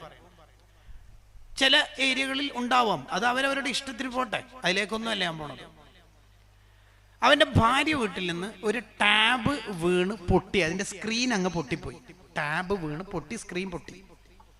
ഭാര്യൻ്റെ ഉമ്മ, വീട്ടിലാകെ ഉള്ളത് ഈ സുഹൃത്തിൻ്റെ അഥവാ എൻ്റെ സുഹൃത്തിൻ്റെ ഭാര്യ, ഭാര്യൻ്റെ അനുജത്തി, ഈ ഭാര്യൻ്റെ അഥവാ ഇവരുടെ ഒരു ചെറിയ മോന്. ഈ ചെറിയ മോന് കൈ എത്തുന്ന വിധത്തിലല്ല ടാബ് വെച്ചിരിക്കുന്ന ആ തട്ട് എന്ന് പറയുന്നത്. സോ ഇവനോട് ചോദ്യം ചെയ്യേണ്ടതില്ല. പിന്നെ മുതിർന്ന മോളായ ഇവന്റെ ഭാര്യ ഏതായാലും ഇത് പൊട്ടിക്കുകയും ചെയ്യില്ല. അപ്പൊ പിന്നെ മൊത്തം അന്വേഷണം ഇങ്ങോട്ടേക്കായിരിക്കും പോകുക, അല്ലേ? അങ്ങനെ ചോദ്യം ചെയ്യുന്നതിൻ്റെ ഇടയിൽ ഈ ചോട്ട മോൻ പറഞ്ഞു, ഉമ്മാമ ഞാനാണ് പൊട്ടി. നീ എങ്ങനെ പൊട്ടിച്ചത്? നീ എങ്ങനെ പൊട്ടിച്ചത്? അപ്പൊ അവന്റെ എന്തോ ഒരു ബോളോ വേറ്റോ എടുക്കാൻ വേണ്ടി തട്ടിന്റെ മേലെ അവിടെ ഉണ്ടാവുമെന്ന് കരുതി സ്റ്റൂള് വെച്ചിട്ട് കൈ വെച്ചപ്പോ ടാബ് കയ്യിൽ തട്ടി താഴെ വീണ് പൊട്ടിയതാണ്. അത് ശരി. അതെന്താ നീ അങ്ങനെ പറയാൻ കാരണം? ഉമ്മാമെല്ലാം പിന്നെന്ന് പറഞ്ഞ മുഹീദ്ദീൻ ഷെയ്ഖ് ഒന്നും ആരോട് കളവറിയില്ല. യെസ്, ഇത് മുഹീദ്ദീൻ ഷെയ്ഖിന്റെ കാലത്തുള്ളതല്ല, റെലവന്റ് ആയ കറന്റ് സ്റ്റാറ്റസാ പറയണത്. യെസ്, ഗസാലി ഇമാം ഇഹ്യയിൽ എഴുതി വെക്കുന്നുണ്ട്, സ്വാലിഹീങ്ങളുടെ ചരിത്രം കുഞ്ഞിളം പ്രായത്തിൽ കുട്ടിയൊക്കെ പഠിപ്പിച്ചു കൊടുക്കണം. കാരണം സ്വാലിഹീങ്ങളോടുള്ള മഹബത്ത് കുട്ടികളുടെ ഹൃദയത്തിൽ ഉറക്കം വേണ്ടി, തറക്കം വേണ്ടി. ഇത് ചെയ്തു കൊടുക്കാത്തത് കൊണ്ടാണ് നമ്മുടെ മദ്രസയിലും നമ്മുടെ മഹലിലും ജീവിച്ച ചില കുട്ടികൾ, ചെറുപ്പക്കാര് ഖത്തറിലേക്ക് പോകുമ്പോ ചെല്ലിയ ബദർ മൗലിദ് വരുമ്പോ ഷിർക്കായിട്ട് വരുന്നത്. എന്തുകൊണ്ട്? ദോഹ ഇന്റർനാഷണൽ എയർപോർട്ടിൽ നിന്ന് ജിബ്രീലുമായി നടത്തിയ കൂടിക്കാഴ്ചയിൽ മൗലിദ് ഷിർക്കാണ് എന്ന് ബോധ്യപ്പെട്ടത് കൊണ്ടല്ല, അവന്റെ റൂംമേറ്റ് ആയ ഒരുത്തൻ മുജാഹിദുകാരനായി എന്നതാണ് കാരണം. അവരെ സംബന്ധിച്ചിടത്തോളം എന്ത് മുഹീദ്ദീൻ, എന്ത് റിഫാഷ്, ഉറൂസൊക്കെ വെറുതെയാണ്. ഇവർ ഉറൂസിന്റെ ജനറൽ കൺവീനറായിട്ട് 10 കൊല്ലം ഉണ്ടായിട്ടുണ്ടാവും. പെട്ടെന്നൊരു ബോധോദയം പോലെ, എന്ത് മുഹീദ്ദീൻ, ഞാനും അള്ളാഹുവിന്റെ അടിമ, മുഹീദ്ദീൻ അള്ളാഹുവിന്റെ അടിമ, വി ആർ ഈക്വൽ. കേട്ടോ, സിദ്ധാന്തവൽക്കരിച്ച ലൈഫായിരിക്കും. എന്തുകൊണ്ട് ഇത് സംഭവിച്ചില്ല? അവർക്ക് സ്വാലിഹീങ്ങളുടെ ചരിത്രം പറഞ്ഞു കൊടുക്കാൻ നമ്മൾ തയ്യാറായില്ല. അതിന് നമ്മൾ സമയം കണ്ടെത്തിയിട്ടില്ല. എൻ്റെ ഒരു അഭിപ്രായത്തിൽ കൂടുതൽ ചരിത്രങ്ങളൊക്കെ പറഞ്ഞു കൊടുക്കാൻ നല്ലത് ഉമ്മയായിരിക്കും. ഉമ്മ, അതിന് ഉമ്മാക്ക് ചരിത്രം അറിയണം. പാചകകല യൂട്യൂബിൽ നിന്ന് പഠിക്കുന്നതൊക്കെ ഒന്ന് നിർത്തിയിട്ട് സ്വാലിഹീങ്ങളെ ചരിത്രം ഒന്ന് പഠിക്കുക. എന്നിട്ട് ഉമ്മമാര് മോനിക്ക് റിഫായിഷേൻ്റെ ഒരു കഥ പറഞ്ഞിട്ട് ഉമ്മ വാ. ഉപ്പാനോട് ചോദിച്ചാൽ അത്ര അത് ഫിറ്റ് ആവില്ല എന്നാണ് ഒരു വിലയിരുത്തൽ. ഉപ്പയാണെങ്കിൽ വെയിൽ കൊണ്ട് വിയർത്തൊലിച്ചിട്ട് വീട്ടിലേക്ക് വരും. ഉപ്പ ഒരു കഥ അന്നേരം തന്നെ അവൻ്റെ കഥ തീരാൻ സാധ്യത ഉള്ളത് കൊണ്ട് തന്നെ ഉമ്മയായിരിക്കും ബെസ്റ്റ്. ഉമ്മയായിരിക്കും ബെസ്റ്റ്, ഉമ്മമാര്. അതുകൊണ്ടാണ് പെണ്ണിനെ കെട്ടുമ്പോൾ ഹദീസ് നിർദ്ദേശമല്ലോ, കഥയുള്ള പെണ്ണിനെ കെട്ടണം. കണ്ണടിയുടെയും മിസ്സടിയുടെയും പേരിലല്ല എൻഗേജ്ഡ് ആവേണ്ടതെന്നും കൂടിയാണ് അതിന്റെ താല്പര്യം. അല്ലല്ലോ. തുൻകഹുൽ മർഅതു ലിഅർബഇൻ, പല കാരണങ്ങൾ കൊണ്ട് പലരും കല്യാണം കഴിയും. ലിമാലിഹ, പലരും കെട്ടുന്നത് ഞാൻ സ്ത്രീധനൊന്നും വാങ്ങിയിട്ടൊന്നുമില്ല, ഫണ്ട് നോക്കിയിട്ടുമില്ല. പിന്നെ മോളെ പേരിൽ ഉപ്പ എന്തെങ്കിലും എഴുതി കൊടുത്തിനാ, എന്തിനാ ചോദിക്കുന്നു? അത് തന്നെയാണ് താല്പര്യം. സാഹിത്യത്തിൽ സൂഫിസം അഭിനയിക്കുകയാണ് അവര്.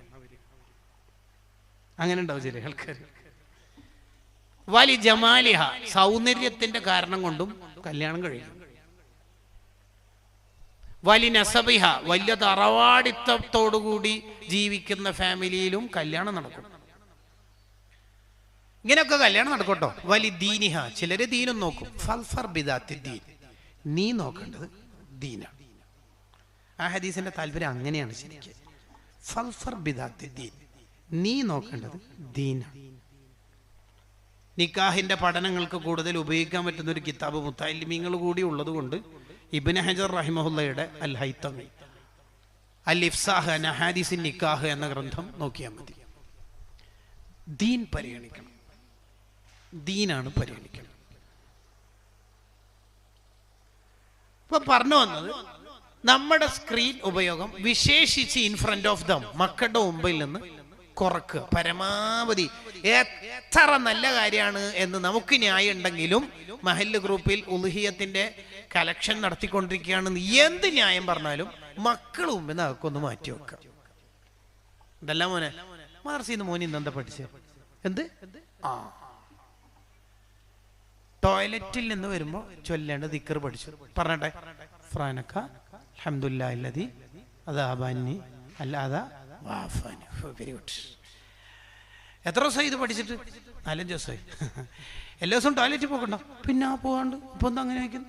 ഇന്ന് രാവിലെ ടോയ്ലറ്റിൽ പോയോ മൂത്രം ഒഴിക്കാനൊക്കെ? പോയി. യൂറിൻ പാസ് ചെയ്തോ?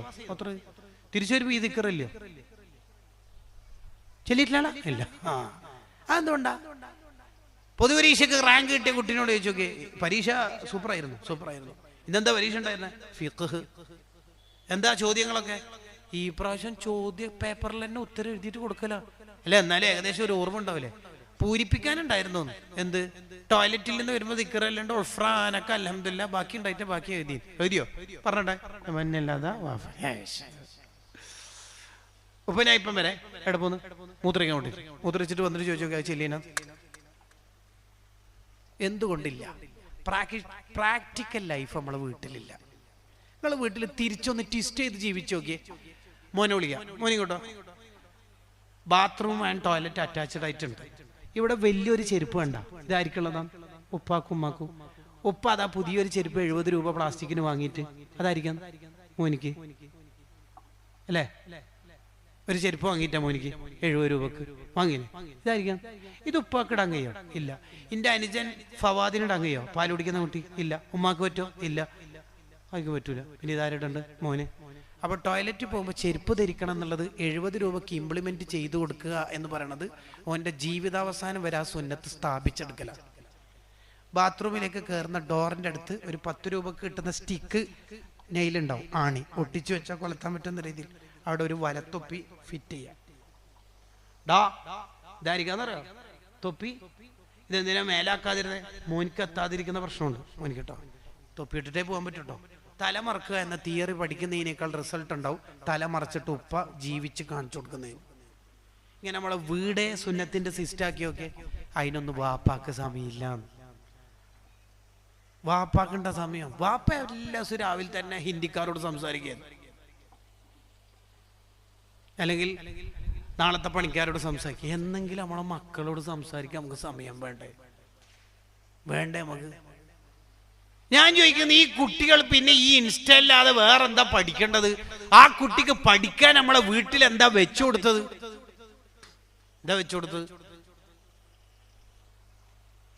നാല് പറഞ്ഞ് അവസാനിപ്പിക്കുകയാണ്.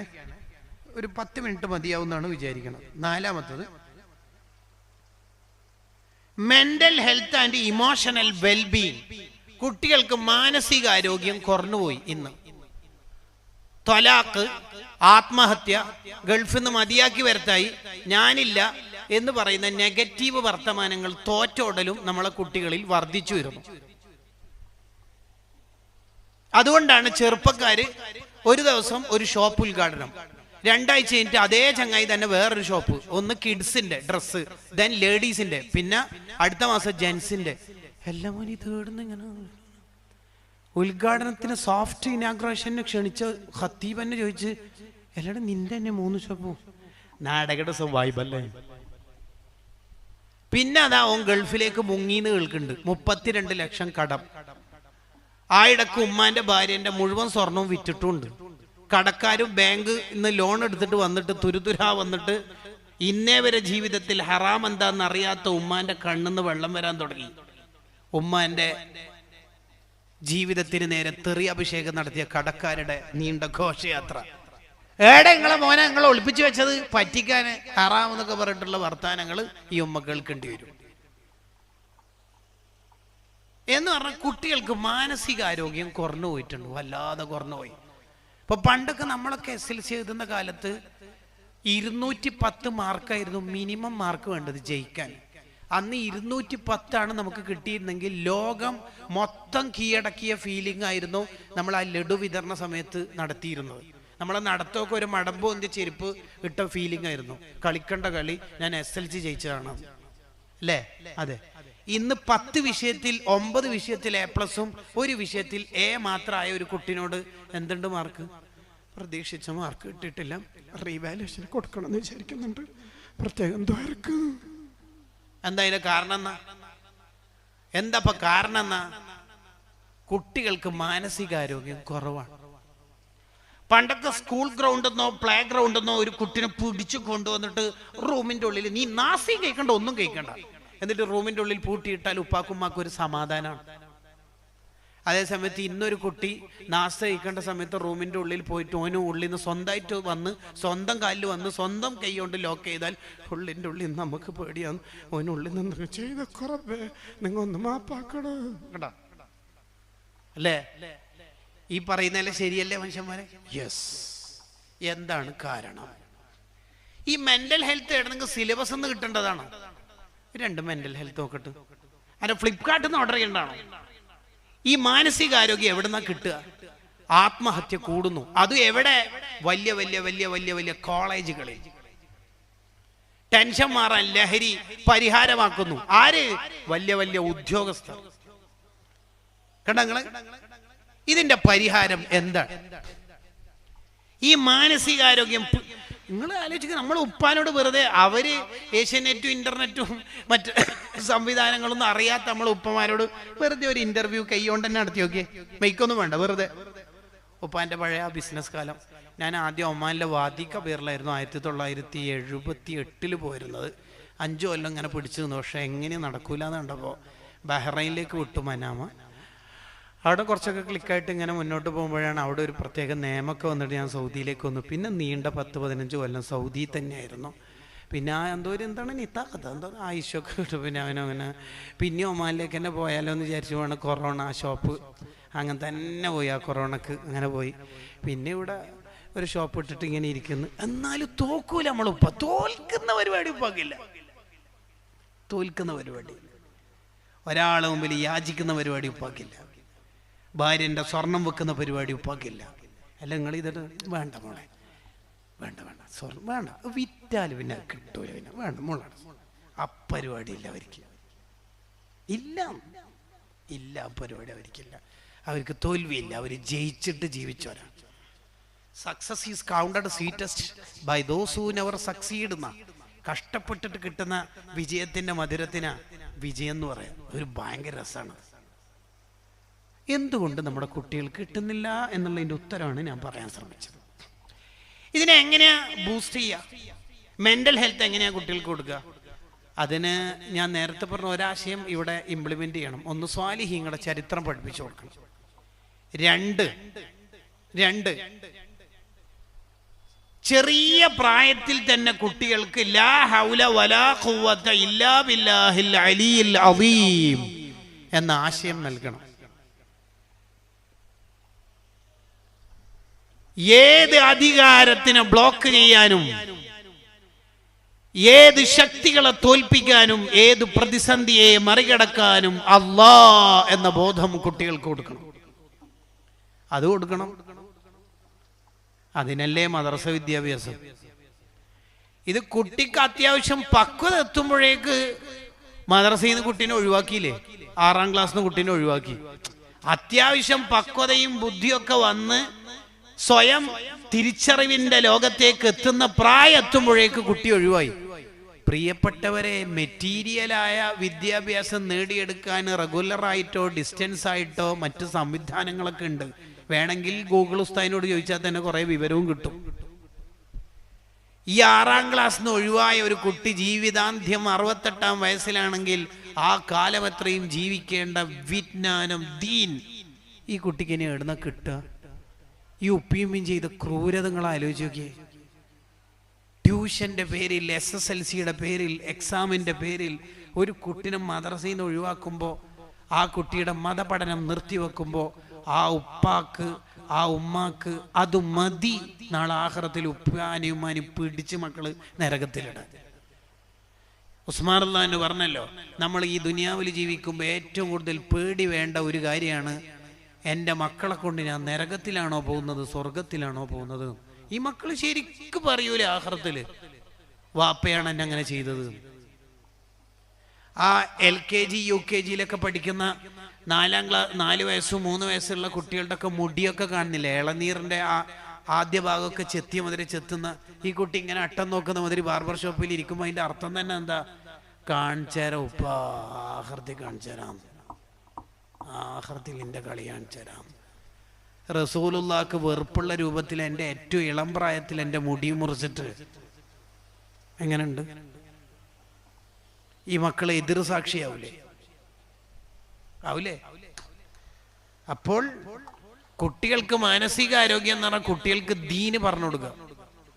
മുസ്ലിമീങ്ങളിലാണ് ആപേക്ഷികമായി ആത്മഹത്യ കുറവ് എന്ന് ആത്മഹത്യയെക്കുറിച്ച് പഠനം നടത്തിയ എല്ലാവരും എഴുതി വെക്കുന്നത് എന്തുകൊണ്ടായിരിക്കും?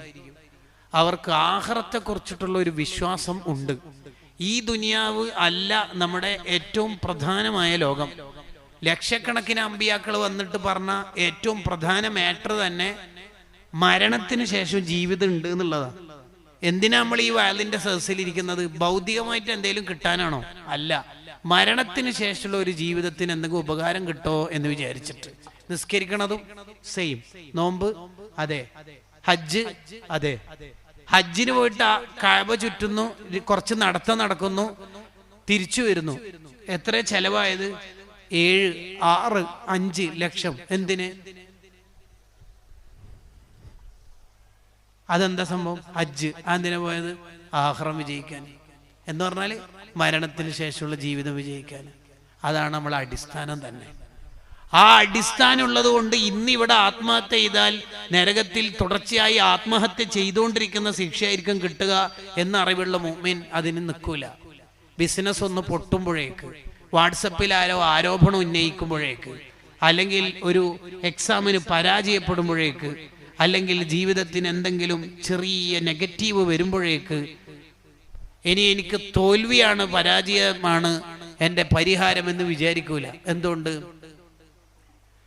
ലാ ഹൗല വലാ ഖുവത ഇല്ലാ ബില്ലാഹ് ഹസ്ബുനല്ലാഹു വനിഅമൽ വകീൽ. LLB പഠിച്ച വക്കീലിനേക്കാൾ ഓൾ ആൻഡ് ഓൾ വക്കീലായ അല്ലാഹു ഉണ്ടല്ലോ എന്ന ബോധം ഉണ്ടാവും.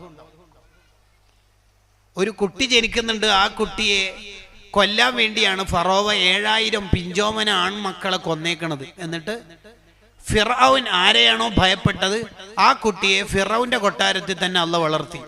പാല് കൊടുക്കാൻ സ്വന്തം ഉമ്മാനെ തന്നെ തേടിയിട്ട് കൊടുക്കുകയും ചെയ്തു. എന്നിട്ട് ആ കുട്ടിനെ വളർത്തി. ആ കുട്ടി വലുതായി. ആ കുട്ടി മൂസാ നബി അലൈഹി ഇസ്ലാമായി മാറുന്നു.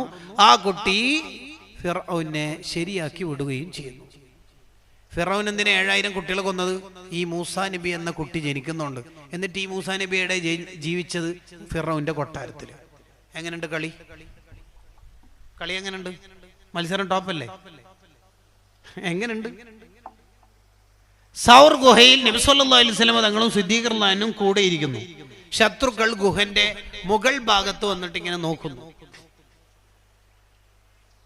എവിടെയുണ്ട്? ഈ ഭാഗത്തേക്ക് വരാനുള്ള സാധ്യത ഉണ്ടാവും. സിദ്ദീഖ് റളിയല്ലാഹു അൻഹു മുകളിലേക്ക് നോക്കുമ്പോൾ ഇവരുടെ കാലുകൾ കാണുന്നു. അടക്കം പറയുന്നു നേതാവായ തങ്ങളോട്, അവർ റഡാർ എടുത്ത് നോക്കണ്ട, അവർ അവരുടെ കാലിലേക്ക് തന്നെ തല ഒന്ന് താഴ്ത്തിയിട്ട് നോക്കിയാൽ ലാ റാന നമ്മളെ കാണും. കൂടിയിരിക്കുന്ന സിദ്ദീഖ് റളിയല്ലാഹു അൻഹുവിനോട് നബി തങ്ങൾ പറയുന്നു, നോ കാണൂല. കാണൂല തങ്ങളെ? കാണൂലേ?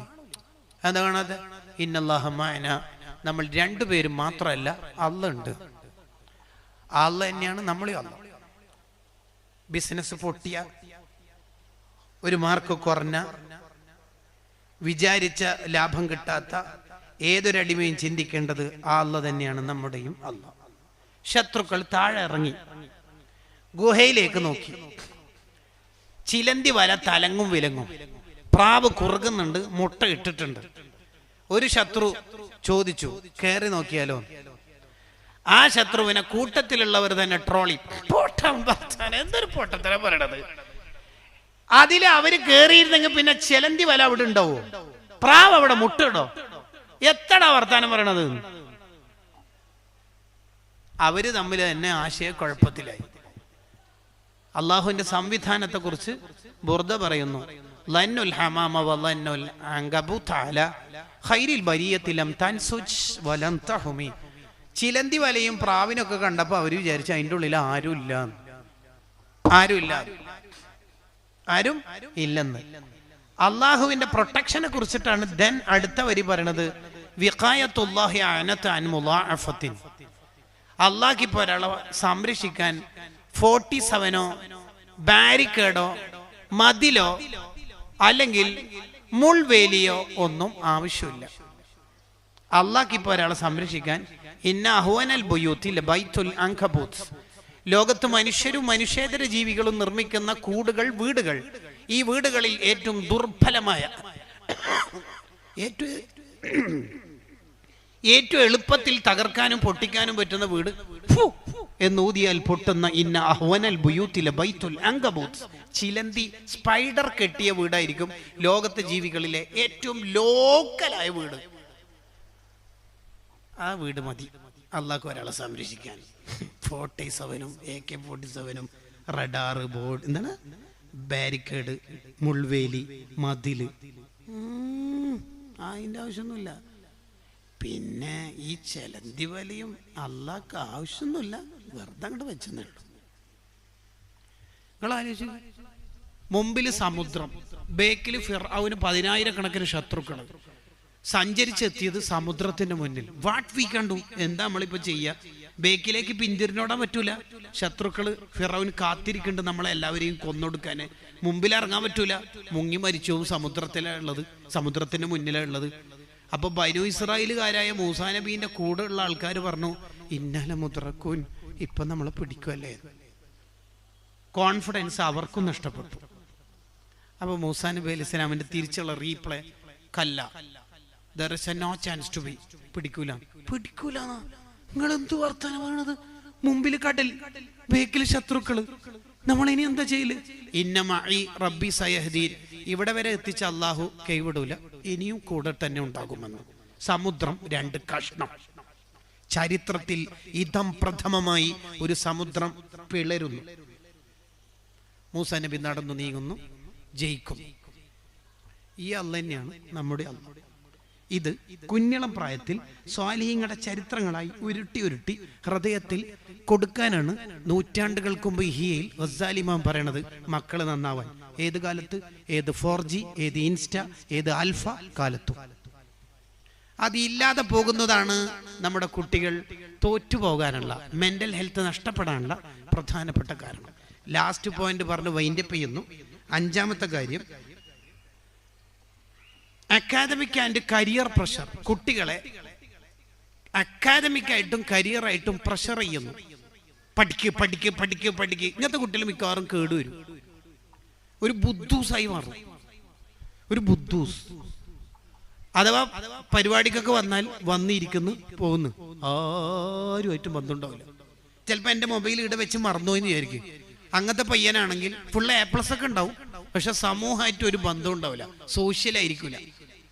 ഇവൻ ഈ ഫോണ് കണ്ട്, ഉസ്താദിൻ്റെതാണല്ലോ, 2 കിലോമീറ്റർ അപ്പുറത്താണ് ഞാൻ ബസ്സിലാണ് വന്നത്, ബസ്സിലാണ് തിരിച്ചു പോകുന്നതെങ്കിൽ റെയിൽവേ സ്റ്റേഷൻ്റെ അടുത്തോ അല്ലെങ്കിൽ ബസ് സ്റ്റാൻഡിൻ്റെ അടുത്തോ അവൻ എൻ്റെ വേഗത്തിൽ തന്നെ വരും. വിളിക്കുകയും ചെയ്യില്ല, കാരണം വിളിച്ചാൽ നിങ്ങൾക്ക് പ്രശ്നമായി പോകുമെന്ന് വിചാരിച്ചിട്ട്. 2 കിലോമീറ്റർ അപ്പുറത്ത് ഞാൻ എത്തിയിട്ട് അവിടെ എത്തിയപ്പോൾ എന്നോട് പറയും, ഉസ്താദിന് ഫോൺ എടുത്തോ, കാണില്ല, അവിടെ വെച്ച് മറന്നുപോയി. എന്നീ ബുദ്ധൂസിനി ഇതെടുത്തിട്ട് വന്നൂടെ? Mark is not important. മാർക്കല്ല പ്രധാനം, ലൈഫാണ് പ്രധാനം. പല പാരൻസിനും അതിൽ അബദ്ധം വരാറുണ്ട്. കുട്ടികളെ റൂമിൽ പൂട്ടിയിട്ടിട്ട് പഠിക്കുക. ഒരു കുട്ടി 9 എന്നൊക്കെ പാസ്സായിട്ട് 10ലേക്ക് എത്തിയാൽ ആ കുട്ടി പ്രഷറിലാണ്. SLC ആണ്. ബാത്റൂമിലൊക്കെ പോയിട്ട് കുട്ടി ഒന്ന് വെള്ളമെടുക്കുമ്പോൾ ഒരു 2 മിനിറ്റ് വൈകിയെങ്കിൽ അബ്ദുള്ള SLC ആണ്, ഉറക്കത്ത് നിന്ന് എണീക്കാൻ 2 മിനിറ്റ് വൈകിയാൽ SLC. അപ്പൊ ആ കുട്ടി എൻ്റെ മനസ്സിൽ വിചാരിക്കും 9 തോറ്റാൽ മതിയായിരുന്നു, എന്നാൽ ശരിക്കും ഉറങ്ങാലോ, മര്യാദയ്ക്ക് മൂത്രമൊഴിക്കാലോ. കുട്ടികളെ കരിയർ പ്രഷർ ചെയ്യരുത്. ഡ്രീം സ്വപ്നം കാണൂ അതൊക്കെ നല്ല തന്നെ. കലാമിന്റെ വാക്കും വേർഡ്സും കോഡ്സും ഒക്കെ നല്ല തന്നെ, ശരിയാണ്. പക്ഷെ സ്വപ്നം കാണുന്ന എല്ലാവർക്കും പറക്കാനുള്ള ചിറകുണ്ടായിക്കൊള്ളുന്നില്ല. പോത്ത് വിചാരിക്കുകയാണ് നാളെ എനിക്കൊന്ന് പറക്കണം, ഇത്ര വലിയ പോത്തായിട്ടും കാര്യമില്ല, മൂപ്പർക്ക് അത് കഴിയൂല. പുഴു വിചാരിക്കുകയാണ് നാളെ ചിറക് വന്ന് പൂമ്പാറ്റയായാൽ പറക്കണമെന്ന്, ശരി, മൂപ്പർക്ക് അത് കഴിയും. നമുക്കത് കഴിയൂല. 40,000 അല്ലെങ്കിൽ 4 ലക്ഷം 8 ലക്ഷം 40 ലക്ഷം ഒക്കെ ഫീസ് കൊടുക്കേണ്ട കോഴ്സിന് ചേർക്കണം എന്ന് വിചാരിച്ചിട്ട് സ്വപ്നം കാണിച്ച് ബൂസ്റ്റ് ചെയ്യുന്നതിന് പകരം നമ്മളെ വീട്ടിലെ സാഹചര്യം, നമ്മൾ ലോണൊന്നും എടുക്കാത്ത ടീമാണ്, നമുക്കതൊന്നും പറ്റൂല എന്ന അർത്ഥത്തിൽ തന്നെ ആ കുട്ടികളെ തന്നെ വളർത്തിക്കൊണ്ടുവരണം. എല്ലാവർക്കും എല്ലാ കോഴ്സും പറ്റിക്കൊള്ളുന്നില്ല. അപ്പോൾ ഒരു കുട്ടിക്ക് ഹാഫിൾ ആവുക എന്ന് പറയുന്നത് 6ാം ക്ലാസ് വരെ മദ്രസയിൽ പഠിച്ചിട്ട് ആ കുട്ടിക്ക് ഫാത്തി എന്നെ മര്യാദയ്ക്ക് അറിയില്ല, അക്ഷരങ്ങൾ ശരിയായിട്ടില്ലെങ്കിൽ ആ കുട്ടിനെ പിടിച്ച് ഹാഫിൾ ആക്കരുത്. മര്യാദയ്ക്ക് മാർക്കുകളോ ഇംഗ്ലീഷോ മറ്റോ വായിക്കാൻ അറിയാത്ത ഒരു കുട്ടിയെ പിടിച്ചിട്ട്, അല്ലെങ്കിൽ വേറെന്തെങ്കിലും ഒരു നിലക്കും എനിക്ക് വായിക്കാൻ തന്നെ കിട്ടാത്ത ഒരു കുട്ടിയെ പിടിച്ചിട്ട്, ഒരു നിലക്കും എനിക്ക് പറ്റാത്ത കോഴ്സിന് പിടിച്ചിട്ട് ആ കുട്ടിനെ കൊല്ല ചെയ്യരുത്. പഠനമൊക്കെ ഒരു രസകരമായി കൊണ്ടുപോകാൻ കഴിയണം. നബി സല്ലല്ലാഹു അലൈഹി വസല്ലം തങ്ങൾ എങ്ങനെയാ സ്വഹാബത്തിനെ പഠിപ്പിക്കല്? അതിൻ്റെ മനോഹാരിതയിൽ നമ്മുടെ ടീച്ചിങ് മെത്തഡോളജിയും അതിലേക്ക് കൊണ്ടുവരണം. കൂടുതൽ പറയാനുള്ള നേരമില്ല, സംസാരം അവസാനിപ്പിക്കുന്നു. അങ്ങനെ നമ്മളെ മക്കളെ സ്വാലിഹീങ്ങളായ മക്കളാക്കണം. ഒരൊറ്റ ആശയം ഇതിൻ്റെ ടോട്ടലി പൊതിയാനുള്ള ഒരു കവർ കൂടി തന്നിട്ടാണ് ഞാൻ പിരിയുന്നത്. ഇങ്ങനെ പറയാനാ വിചാരിക്കണം. ഏത് കാലത്തെയും അതിജയിക്കാൻ മാത്രം ഉപ്പാക്കും ഉമ്മാക്കും ദുആ ഉണ്ടാവണം. ഏത് മഖാം സിയാറത്തിന് ചെന്നാലും 5 വക്ത നിസ്കാര ശേഷവും തഹജ്ജുദിന്റെ ശേഷവും സംസം വെള്ളം കുടിക്കണതിന് മുമ്പും സ്വാലിഹീങ്ങളുള്ള മജ്ലിസിലും എല്ലാ ഘട്ടത്തിലും മാതാപിതാക്കൾ മക്കൾക്ക് വേണ്ടി ദ്വാരക്കണം. ദുആഇനേക്കാൾ പവർഫുൾ ടൂളായ ഒരു പരിഹാരം ലോകത്തില്ല. ചരിത്രം ഒന്ന് പറഞ്ഞ് അവസാനിപ്പിക്കാം. പറയാൻ മാത്രം വലിയ ചരിത്രമല്ല, 2 വരിയിൽ ഒതുങ്ങും ആ ചരിത്രം. സ്വാലിഹായി ജീവിക്കുന്ന, സൂഫിയായി ജീവിക്കുന്ന ഒരു വാപ്പാന്റെ അടുത്ത് നാട്ടിലുള്ള 2-3 ചെറുപ്പക്കാർ വന്നിട്ട് ഒരു വിഷയം അവതരിപ്പിക്കുകയാണ്. ഇമാം ഷഹറാനി റഹിമഹുല്ലയുടെ ഹാദിൽ ഹാഇരീൻ ഇലാ റുസൂമി അഖ്ലാഖിൽ ആരിഫീൻ എന്ന കിതാബിൽ ഈ ചരിത്രമുണ്ട്. വാതിൽ മുട്ടി. സൂഫിയായ വാപ്പ വാതിൽ തുറന്നു. എന്തായിരുന്നു കാര്യം? നിങ്ങളുടെ മോന് കള്ളുകൂടി ഉണ്ട് എന്നാണ് മനസ്സിലാവുന്നത്. സ്വകാര്യമായിട്ട് നിങ്ങളുടെ അടുത്ത് വന്ന് പറയാൻ കാരണം നിങ്ങൾ തന്നെ അത് അറിഞ്ഞൊന്ന് ഡീൽ ചെയ്ത് സെറ്റ് ചെയ്യണം, അവനൊന്ന് ശരിയാക്കി എടുക്കണം. നാട്ടിൽ പാട്ടാവുണ്ടല്ലോ, നിങ്ങൾ വളരെ നല്ല ജീവിതമുള്ള ആളല്ലേ, നിങ്ങളൊരു മോൻ അങ്ങനെ ചെയ്യുന്ന കാണുമ്പോൾ ബാക്കിയുള്ളവർ ചെയ്യുന്ന പോലെയല്ല, ഒന്ന് ശരിപ്പെടുത്തണേ എന്ന് പറയാൻ വേണ്ടിയിട്ടാണ്. അവിശ്വസനീയമായ വർത്തമാനങ്ങളാണ് ഈ വാപ്പ കേൾക്കണത്. എൻ്റെ മോന് മാറിപ്പോയോ? അല്ല, കള്ളുടിയാണ്, ഒരു സാധ്യതയുമില്ല. നിങ്ങൾക്ക് നമ്മുടെ കുടുംബത്തെ കലക്കാനും അസൂയൊക്കെ ഉണ്ടെങ്കിൽ അങ്ങനെ പറഞ്ഞാൽ മതി. എൻ്റെ മോൻ അങ്ങനെ ഒരു കള്ളുകൂടി എന്ന് പറയുന്ന സ്വഭാവം ഒരു നിലക്കും എൻ്റെ മോനിക്ക് ഉണ്ടാവില്ല. നിഷ്കളങ്കമായിട്ട് പറഞ്ഞ ഈ 3 അല്ലെങ്കിൽ കുറച്ച് ചെറുപ്പക്കാർ വന്നിട്ടുള്ള ഈ സംഘം തിരിച്ചു പോന്നു. അവർക്ക് തന്നെ ഒരു വിഷമം. നമ്മളിപ്പം ആരെയും കളിയാക്കാനും വഷളത്തരത്തിനും വേണ്ടിയൊന്നും അല്ലല്ലോ ഇത് ചെയ്തത്. ആരും പിടിച്ചിട്ടില്ല, വേറെന്ത് ചെയ്യാനാ. 2-3 ദിവസം കഴിഞ്ഞ് നേരെ കാണാണ് നമ്മൾ ആരെക്കുറിച്ചാണോ നേരത്തെ പരാതി പറഞ്ഞത്, ആ കുട്ടി കള്ളിലായിട്ട് ജീവിക്കുന്നുണ്ട്, കുടിച്ച് ലക്ക് ഇട്ട് മസ്തായിട്ട് കിടക്കുന്നുണ്ട്. ആ ചെറുപ്പക്കാരനെ ഒരു തുണിയിൽ പൊതിലിട്ട് ഇവരെല്ലാവരും കൂടി കൊണ്ടുവന്ന് കഴിഞ്ഞ ദിവസം വന്ന് വീട്ടിലേക്ക് വന്നിട്ട് വാതിൽ പുറത്ത് ആ ചെറുപ്പക്കാരനെ കിടത്തിയിട്ട് വീണ്ടും നോക്ക് ദി ഡോർ, വാതിൽ മുട്ടി. സൂഫിയായ വാപ്പ വന്നു. എന്തായിരുന്നു വന്നുകൊണ്ടിരിക്കുന്നത്? എന്താ നിങ്ങളെ മോനെ കുറിച്ച് നമ്മൾ അത് ഞാൻ പറഞ്ഞ അല്ല, സംസാരങ്ങളില്ലെന്ന് ഒന്ന് നോക്കി തുറന്നു നോക്കുമ്പോ മോന് വായിൽ നിന്ന് നുരകൾ, കള്ളു കുടിച്ചെന്ന് ഉറപ്പിക്കുന്ന സിംറ്റംസ്. കരഞ്ഞു, വാപ്പ പൊട്ടി കരഞ്ഞു. ഒരിക്കലും പ്രതീക്ഷിക്കാതെ മക്കളിൽ നിന്ന് ഇത്തരം അരുതായ്മകൾ കാണുമ്പോൾ ആരും കരഞ്ഞു പോകും. വാപ്പ ചെയ്ത പരിഹാരം എന്താണ് പരിഹാരം? De addiction centre, consulting, counselling ഇതൊക്കെ ഉണ്ടായിക്കോട്ടെ, അത് അതിൻ്റെതായ റിസൾട്ടോടെ മുന്നോട്ട് പോട്ടെ. ഈ വാപ്പ ചെയ്ത പരിപാടി എന്താണ് ചെയ്തത്? അന്ന് രാത്രി മുഴുവൻ അള്ളാഹ് കേൾപ്പിച്ചു. പിറ്റേന്ന് രാവിലെ മുതൽ അത്ഭുതം എന്ന് പറഞ്ഞാൽ പോരാ, മഹാത്ഭുതം. കള്ളുകൂടി ഹോബിയാക്കിയ അഡിക്ഷനായ ഒരു മോൻ മരണം വരെ പിന്നെ ഒരു തുള്ളി കള്ള് ചുണ്ടിൽ അടുപ്പിച്ചിട്ടില്ല. കാരണം ഏൽപ്പിക്കേണ്ട ആളെ ഏൽപ്പിക്കേണ്ട ടീം തന്നെ ഏൽപ്പിച്ചു. ഇങ്ങനെ നമ്മൾ ഓരോരുത്തരും നമ്മളെ മക്കളെ അള്ളാഹുവിനെ ഏൽപ്പിക്കുന്നിടത്ത് മുമ്പന്തിയിലുണ്ടെങ്കിൽ ഏത് കാലത്തെയും അതിജയിക്കാൻ, ഏത് കാലത്തെയും തോൽപ്പിക്കാൻ, ഏത് പ്രതിസന്ധിയെയും മറികടക്കാൻ നമ്മളെ മക്കളെ കൊണ്ടാവും. അള്ളാഹു തൗഫീഖ് നൽകുമാറാവട്ടെ.